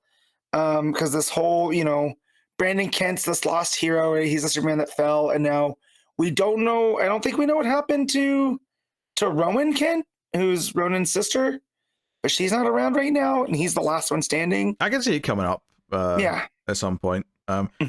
So yeah, obviously Jimmy's there, old man, which they've not. I can't remember. Did they fully explain why he's still alive? I don't think they did. No, yet. So they do in the back matter, but we'll get there. Sure. I think it's going to come to think, but he also has a lot of that energy that he becomes Turtle Boy, but he's old Turtle Man here to join the fight, which I really loved. That made me a big stupid smile. Yeah, that's exactly the sort of thing that would pop you. I'm familiar with it. Yeah, you get a big full page spread of them going kaiju turtle sized, and it's entertaining. I can't really complain. So yeah, there's a lot of we're destroying the fortress. If one small critique is that the narration here, which is like the Book of Elves, kind of like again hindsight kind of telling of the story. I really thought they really hitting home this idea of the Fortress of Solitude stood for 1,000 years. It's this sacred place that's done all these things, and all I could think was, in the last 5 years, it was definitely destroyed and then got rebuilt. Because he built a second one in the Bermuda Triangle, and then he built one again in the North Pole. So, like, it's not the first time it's went down, is all I'm saying. It is a impenetrable fortress that gets rebuilt, which is an oxymoron, Yeah. If it was so impenetrable, it wouldn't need to be rebuilt. But here we are. And yeah, it takes a lot of damage with the Summermen, which, again, in the back matter of the last issue, these are some twisted, Brainiac has messed with people, and has turned them into these not quite human code enforcers of his realm. So, so there's a big fight with Superman and Rowan and Turtle Jimmy against these guys. Yeah. Ronan's firing off some heat vision, so on and so forth. Superman's trying to get to the time machine. He doesn't call it that, but I'm just calling it the time machine because it is literally the time machine from the H.G. Wells adaptation, the movie. So, which and did actually feature in a couple of episodes of Lois and Clark, The New Adventures of Superman, with Tempest Fugit and whatnot. The temporal field disruptor is what they're calling it. The TFD. They never say that, but I'm coining the acronym. So yeah, more and more action, all that stuff. And yeah, we see them fighting through the city a little bit, and it is what it is. Ronan comes to help. They kind of save the day. There's a nice little moment where Superman goes down and tells a young girl that she's a hero because she looked after her brother, or it was the other way around. But regardless, it's a nice little moment. And he fixes the fence on the sort of the mock farm inside the fortress, and he's like, "Look, I'm just going to go back in time, and this will fix everything because it'll stop it from all happening, and this future will never take place. I promise I'll make it right." And Jimmy finally blurts out, "Wait, you can't. It won't fix anything because Otho and Ozil also got taken. If you go back, they'll still be stuck in the future, and you'll have lost them forever." Now, admittedly, just to get a little bit time traveling nitpicky here, if he can go back in time, why can't he go back a few minutes early and make sure they don't get taken? Yeah. But, let's not throw too many wrenches the reason why this Jimmy Freak thinks that is because Superman already went and hid them before Krillix could take Superman. So only really Superman's missing. Then they hid them. You know? They give him a reason why he has to stick around. He can't just travel back, and he has to go save the kids. That's all fine. But anyway, the big cliffhanger is that Krillix does show up, all kind of godly above, saying that he has the two kids, and Superman's like, show me them, blah, blah, blah. Well, if you want them, you're going to have to come and fight me at my fortress, which is in the graveyard of the planet Krypton. So that sets up a conflict for next time. So this is a 12-issue book, if I recall, and this is, issue 3. So it's not like we're going to get a resolution next issue, but it does feel like, we're setting up some big stuff. I do wonder if we spend all of it in this future, because the pacing that's going through it makes me feel like we're either going to, maybe not jump back to the present day, but I wonder if we jump to a different time at a certain point. So we can see all the House of L. Yeah. Right? Because right now we're at the last part of the House of L. And as of right now, Krillix, even all this time in the future, only has 4 of the aspects of Olgren. Right? Yeah. And so he's holding, he's going to want Superman to get the other ones, and that's how he'll get the kids back. Yeah, because he says they're all in the House of L, right? Yeah. The descendants of the House of L all have them. Yep. So, and Ortho also, one of the two, the boy had one of the aspects as well. That was one of the crux of Warworld. I assume that's one of the 4 he's counting that he has. Okay. I assume. Okay. I mean, I'm not sure, but I assume so. So a nice little twist here at the end, and Krillix looking like an entity from far beyond too. So it was really keeping that mystery. I will say it's hard not to compare these 7 things of Olgren to the Infinity Stones right now, because it feels like he wants it so he can bring back his family, which is definitely godlike powers. So there's definitely some comparisons to be made there. But I like the action here was pretty fun. The teases of what they're going to do with the twins or the time travel stuff has been good so far. So a good time for sure. Godless's art remains kind of good but not great for me. Like, I think it's clean, it flows well. I think the layouts are good, but I typically do find his faces to be a little not to my taste. Just, there's a little bit of a kind of, I don't know, there's a flatness to them. Yeah, like a chunky cartoon kind of feel to them. I think Jimmy bizarrely looks the best because he's got a big beard, so it kind of because he doesn't have to draw his cheekbones and stuff and his chin. Jimmy comes off looking better than the others, but so I don't love the faces still, and that's just maybe a taste thing. But that's the one thing I'd say about the art that I'm not into. Yeah, no, I would agree. I like a lot of the action Like it flows well, especially like when they get to Metropolis, or Tropolis as they're calling it. Yeah. Oh, and the Jimmy being the giant turtle, like that did look good. That full page spread. So yeah, I mean there is a lot of good in the art. Yeah, and then the Summermen who don't have faces, right? So they're already flat. Yeah, it's an awkward problem to have though. Is that you're a good artist except your faces, because faces make up a lot of art, unfortunately. Yes, especially with expressions and whatnot. So but yeah, I would agree on that one. And then in the back matter, we find out that after Clark disappeared and Krillix invaded, the Daily Planet went down. But because of a device that Natasha and John Henry had created, they were able to keep like this underground network going that was called the Second Hand, and named after Jimmy's Superman watch, right? And then Superman had left like a break-in case of emergency thing called the Solar Empyrean Seeds that they can give humans Kryptonian powers. And it was supposed to go to Bruce, but Bruce wasn't going to take it, right? Batman, he wasn't going to take the Kryptonian powers. He said it was one of the creepy doomsday contingencies. Bruce said no, they couldn't have them. Jimmy took them anyways. And it seems like him and Lois, who are keeping the Second Hand going, are the ones that took it. So I'm wondering if this is how Jimmy is still alive all these years later, is some fluky Kryptonian-ness of it. And the fact also that when stuff starts happening at the fortress, Jimmy says, Lois is going to kill me. So I wonder if Lois is still around in this future as well. And we're going to see something. So that's a good catch, actually. So... but yeah, because at the end it says, we're coming, Smallville, Intrepid reporters Lois Lane and Jimmy Olsen are going to find the truth, and we're going to get all three of you home. So, again, Philip Kennedy Johnson's telling this kind of epic story about the future of Superman through this book, and, goes all the way back to his time in Action Comics. So, it's a slight pivot into a Green Lantern book that he did, and then back into this. No, it's still good. I mean, I still don't think any of this has been as good as War World. I think I said that when I read issue 1 or 2. Or even War Journal. Like War Journal had some real good things in there as well. So yeah, I think it's got more of a chance of surpassing War Journal though once it gets further in. It's just so far. Like War Journal had such a good aesthetic, maybe because of the art, like early on. Montos, yeah.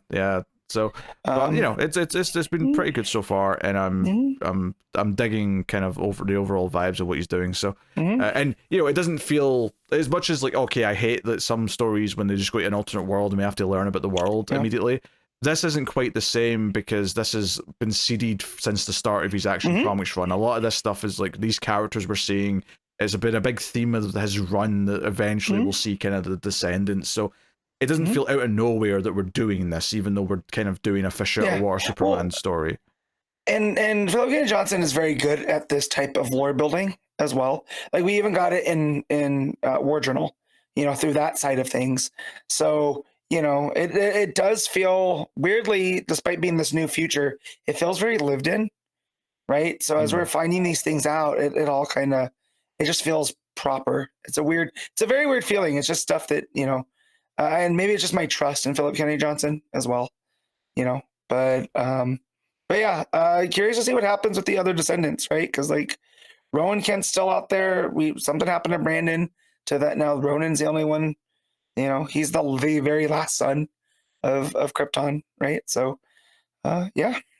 All right, what are you giving Adventures of Superman: The Book of Kal-El, issue 3? I'm gonna say 7.5. Yeah, I mean, I think I agree with that, actually. I think 7.5 is just right. I think it hits great, but I'm having a good time, and it's nailing stuff. I think if I loved the art, I think it would probably, be dipping into that great over 8 territory. I agree. But there you go. So every month on patreon.com/MailFuzzTV, one of the higher tiers, you can make me read a book of your choosing. And today I'm talking about Batman and the Outsiders, issue 29. So this is part 2 of an arc that started last time, where the bank lady got kidnapped, and she might be tied to some stuff. And also, not just her, actually, more importantly, Metamorpho got kidnapped as well and get put in an orb thing. So they were investigating this last issue, and they got a lead, which is where this issue starts off with the team arriving somewhere snowy. I don't know if it really matters even that much where we are specifically, because the whole thing is that they find an entrance to a tunnel, which they kind of like start going down. Like Batman found shards at the gang leader's place from last time, and it's like, okay, this is led here. They talk to Sapphire on the phone a little bit, and she's all worried about Metamorpho. So they're actually, I won't say they're ignoring the lady that got kidnapped, but it does feel like they've pivoted to investigating more Metamorpho's disappearance than hers. But I mean, they're somewhat connected. She's though. on the team. Yeah, they're somewhat connected. It's fine. So Halo actually turns to like a light mode. And when I say light mode, I mean to like she turns into a giant light so that she's lighting up the tunnel for them. So she's got a very practical use here. So congratulations, Halo, you're useful. So yeah, Katana's worried about the bank lady, and you know, because Black Lightning's like, hey, I hadn't forgotten about Emily, I just never met her. I hope we're in time to help them both. And she's like, so do I. And I'm like, but I love the idea that like he's having to assure we've not forgotten about her. I know we're talking about Metamorpho now, but we've not forgotten about her. Don't you worry. And her husband's sitting at home crying. It's a whole thing. So there's some people down here who see them, right, and they're watching. And effectively what we get to down here is that there's two civilizations, or one civilization that's been split in two, who have rival leaders. And those rival leaders are brother and sister who hate each other. And that's what's happening. One of them has Metamorpho and the other one has Emily. And what they encounter first down here is Metamorpho. And they're like, hey, it's Metamorpho. And Halo goes to hug him. But his eyes are blue and he just kind of like punches her and like sends her flying into the wall. And then Geoforce goes in and he gets punched, and they realize, like, I think it's maybe either Katana or Batman who says, no, look at his eyes, I don't think that's really him. Like he's got this blank expression on his face, he's clearly being controlled or something. And yeah, he is basically the sister ruler of the two rulers. She's got like these orbs that he's trapped in, and these orbs are what make her control other people. So we get a whole fight sequence here where they one by one try and take on Metamorpho, and he kind of turns his hand into a sword, and Katana like has a sword fight with him, which is kind of funny because it's just his hand that's turned into like, it's kind of T-1000-esque, I guess, right? The way he's fighting with her, and it's a whole thing. And Batman kind of pulls Halo aside and says, you know, Katana can't fight him alone, help her, Halo. And Halo says, yeah, but if I change into a different aura for combat, if I like go into combat mode, like no one will be able to see it, it'll be dark in here. And then there's a panel of Batman smiling saying, I know. And I'm like, oh, Batman, you cheeky stealth Batman. Like he's going to use darkness. Darkness is an ally, if you don't know everyone. You know, yeah, he might have only adopted the dark, but he is one with the shadows, as you well know. So he leaves the team. But he wasn't raised by it. No, he wasn't raised by it. Not like Bane. Tom Hardy Bane specifically. So Batman sneaks off while the rest of them are fighting Metamorpho to an extent. And Metamorpho turns into a gas to try and gas them, but Geoforce uses his powers to keep all the gas low. Like, so it's all down at their ankles, so they don't breathe any of it in. It's the whole thing. And then Black Lightning like fires a punch down. Actually, there's one moment in this issue, I don't remember what it is exactly, so I'll just bring it up now, where someone just casually says, oh, something, it's no use, Jeff. And I stopped and went, who's Jeff? And I was like, oh, Jefferson. I've never heard anyone call him just Jeff before. It threw me for a minute. They didn't in the Mr. Terrific year one? Maybe they did in that call one. Him Jeff there. He might have done. But that was a bit easier, though, because it was one-on-one, so it was obviously talking to him the whole time. But it just out of nowhere, because it wasn't on panel. Someone just said Jeff. And I'm like, there's no Jeff on this team. Because it was the sort of thing where I think whatever Black Lightning had said was like off panel. You saw the bubble coming from off panel, so you didn't see who said it. And then he said Jeff, and I'm like, Jeff? who's Jeff? Like, but yeah, Jefferson is what he was getting at. Anyway, so Batman goes snooping around. He's like, well, someone's puppeteering Metamorpho. The puppeteers must be nearby.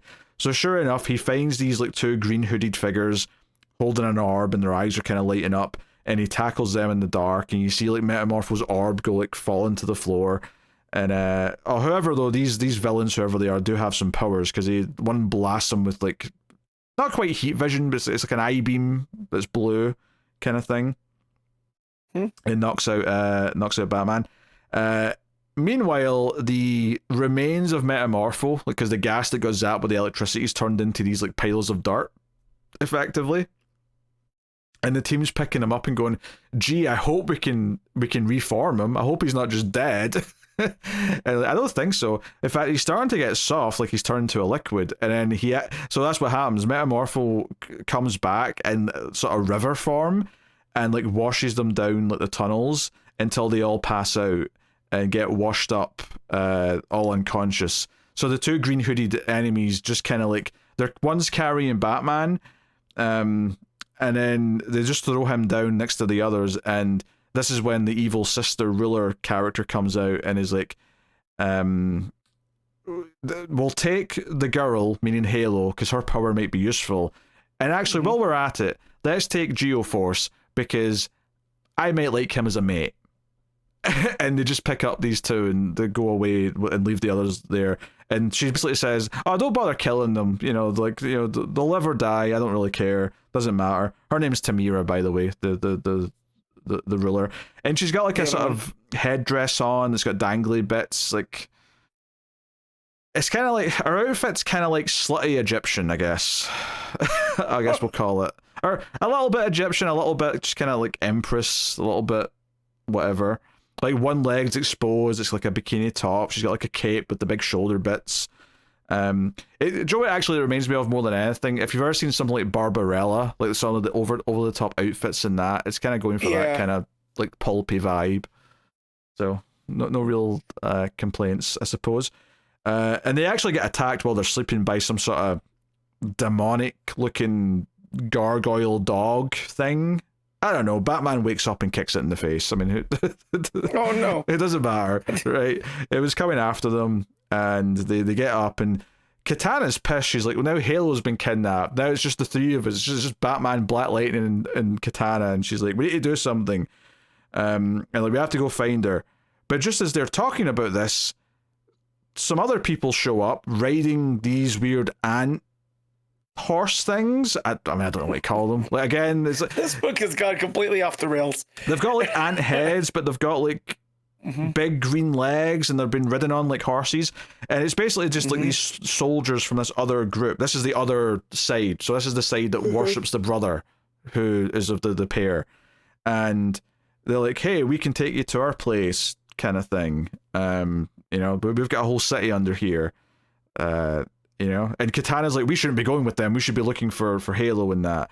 And Batman's like, look, we can't like operate like, without knowing anything. This will give us a lay of the land. We can figure things out. And sure enough, there's a big underground city.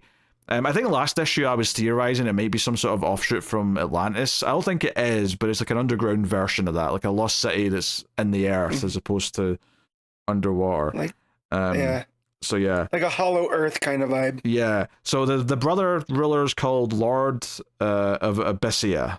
So it's like the word abyss, but with an ia at the end. So Abyssia, and that's his name. I'm gonna let a cat out, Matt.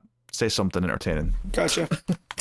Yeah. So again, this is feeling like this book started as kind of like almost a noir-ish Batman book, and now has got completely weirdly psychedelic. Because we had Halo and her people, right? Those living balls of light. And now we got Hollow Earth wars between cultures going on. And Batman's just there and just a dude. Katana's talking to her husband and her sword and whatnot. Yeah. Are you just recapping? I was telling the audience. Yeah, the craziness. What's going on? Yeah, just how this book kind of started as Batman doing noirish things and investigating. And we've had this weird cast of characters come along, and the book's got progressively more psychedelic. Oh yeah, it's pretty wild, and that's the thing. Like while they're here and they've been here for like a minute, and then out walks the missing woman, the bank lady. She just comes. Emily just walks out. Although they've dressed her up in this silly outfit, which apparently both like sides of this conflict, their culture dictates this weird like one-sided trousers thing where like she's got like one leg exposed and the other leg comes up and like goes into like the top of the outfit. Something Shawn Michaels would have worn in the 90s. Yeah, very much actually, yes. Very much one of these weird outfits. And and actually also like what's weird here is that Emily kind of recognizes Katana and then gets closer and says, wait a minute, Tatsu, you're Katana? So she kind of recognizes who she really is and then says, wait a minute, you're in an outfit. What's going on here? And it's like, yep. And then Batman like sort of jumps in and says, are you all right, miss? And she's like, yeah, they've not hurt me or anything, but they won't let me leave, and they've put me in this stupid outfit. So, yeah. Oh, sorry, the brother's called Prince Mardo. Who's the Lord of Abyssia? Okay. Is Abyssia just their god then? Oh, maybe that's what it is. Abyssia, I think that's the name of the place. Oh, maybe that's the place, right? Yeah. So Prince Mardo here shows up, and he's got kind of a male version of what the sister was wearing. He's got the long blonde hair. He's apparently 7 foot tall because he's a good foot taller than Batman when he stands across from him. And he's like, "You're excused for not bowing in my presence since you're outsiders." And I'm like, "All right, asshole, what this pompous skit?" Kick rocks, bro. Literally, you live in rocks.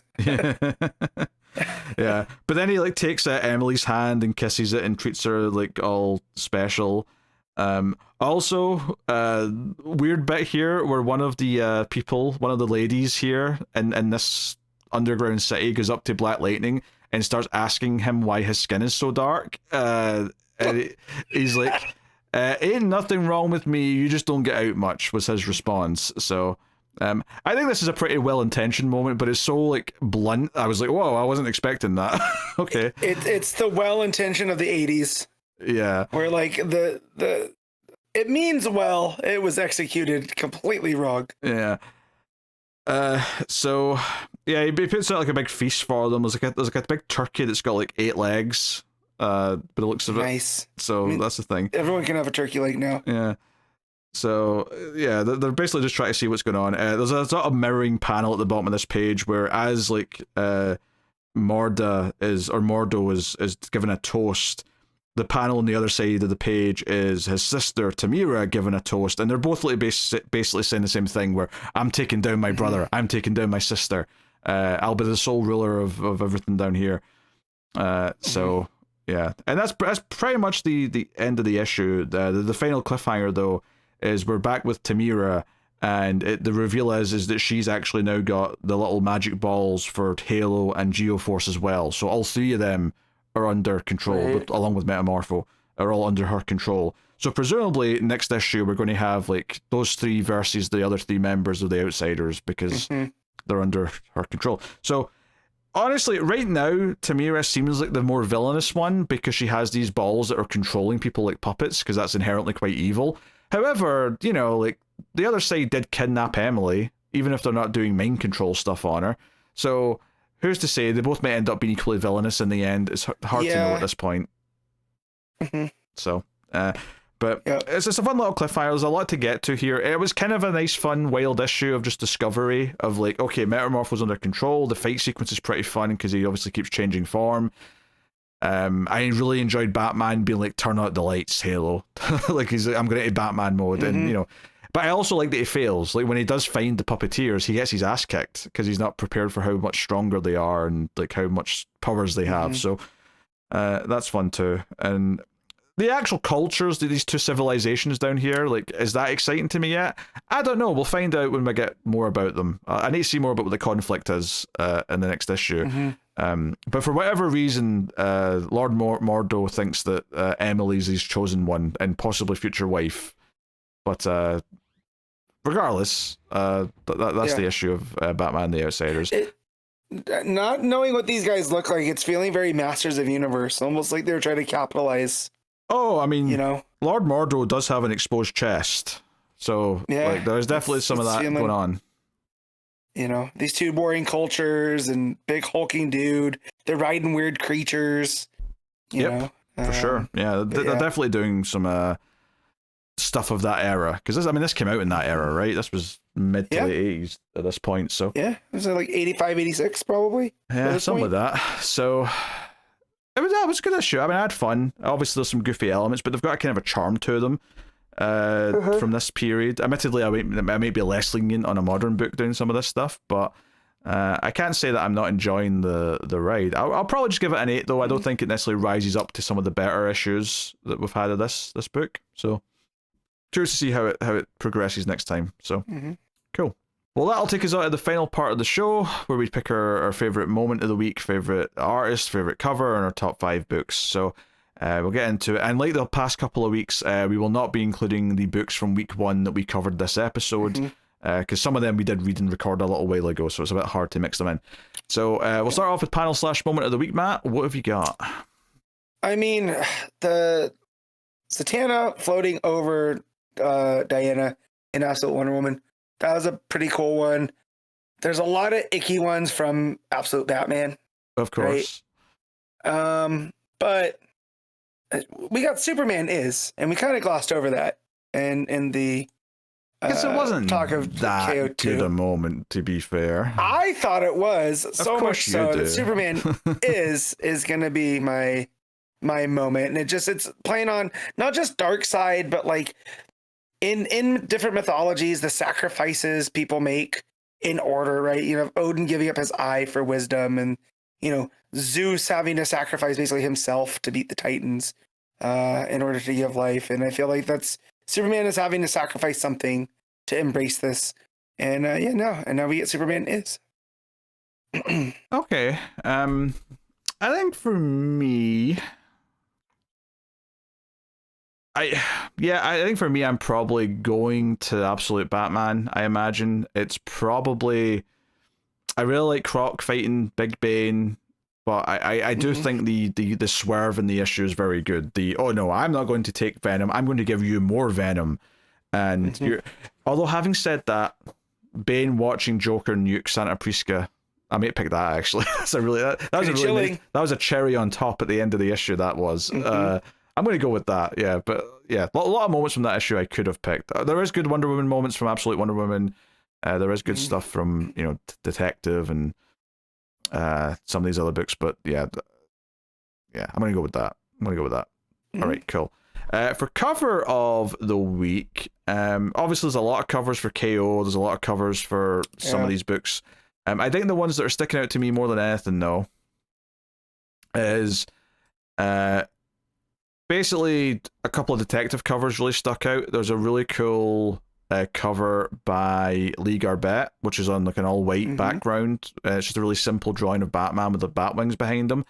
But there's also a Greg Smallwood variant, which is what I think my pick is going to be, which is a horizontal image of Batman in the sewers with Killer Croc walking next to him, which is interesting because Killer Croc's obviously more, not even in this issue, a detective, but he is in Absolute Batman.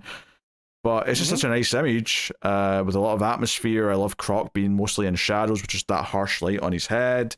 If anything, actually, he's probably sneaking up in Batman now. I'm looking at it rather than standing next to him. Yeah. I think the idea is that he's sneaking up on him, but he's creeping on him. And there's skeletons on the floor, kind of implying Croc's been munching on some people. Yeah, just a really good horror image. What's your cover of the week?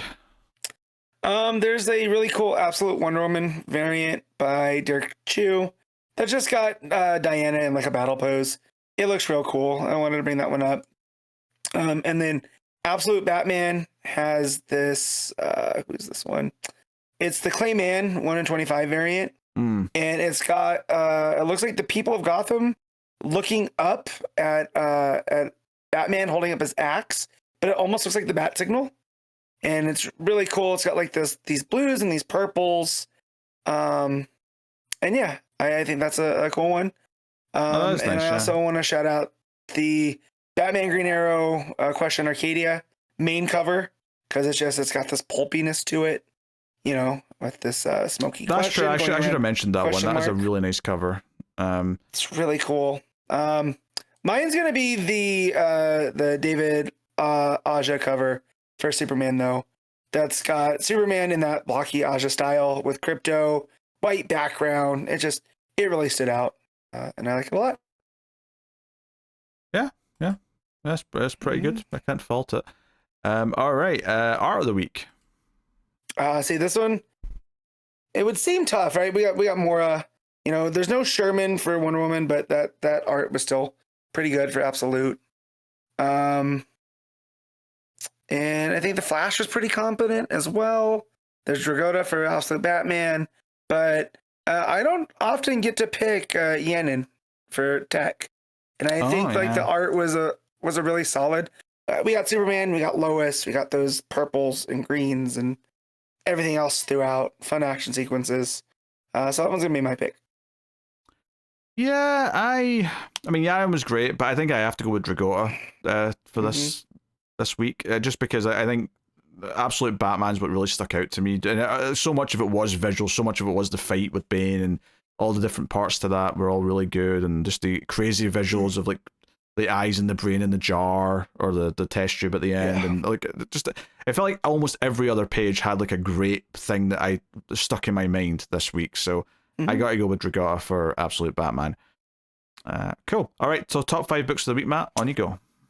All right, so number 1's gonna be Absolute Batman.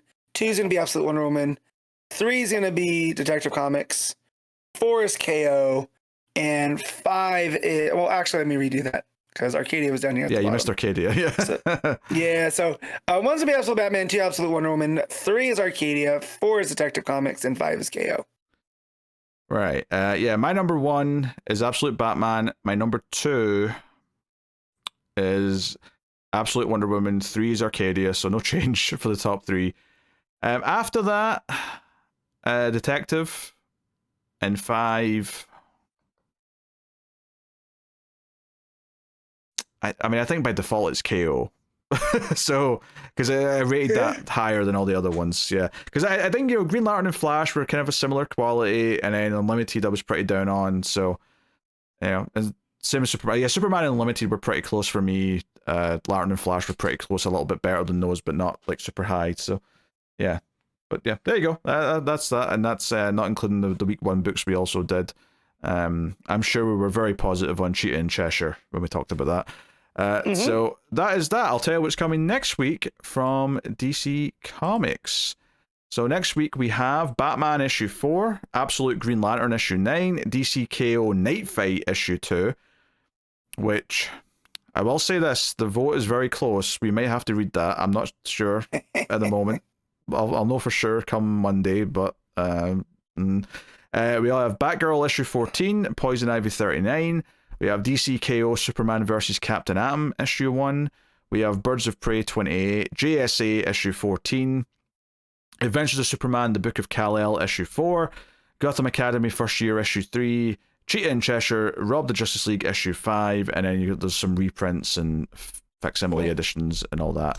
So yeah, so healthy enough week next week, although it's going to feel like a nice reduction for us, because we're not including books from last month again. So that's going to feel nice for us because we've been doing so much catch up stuff this month.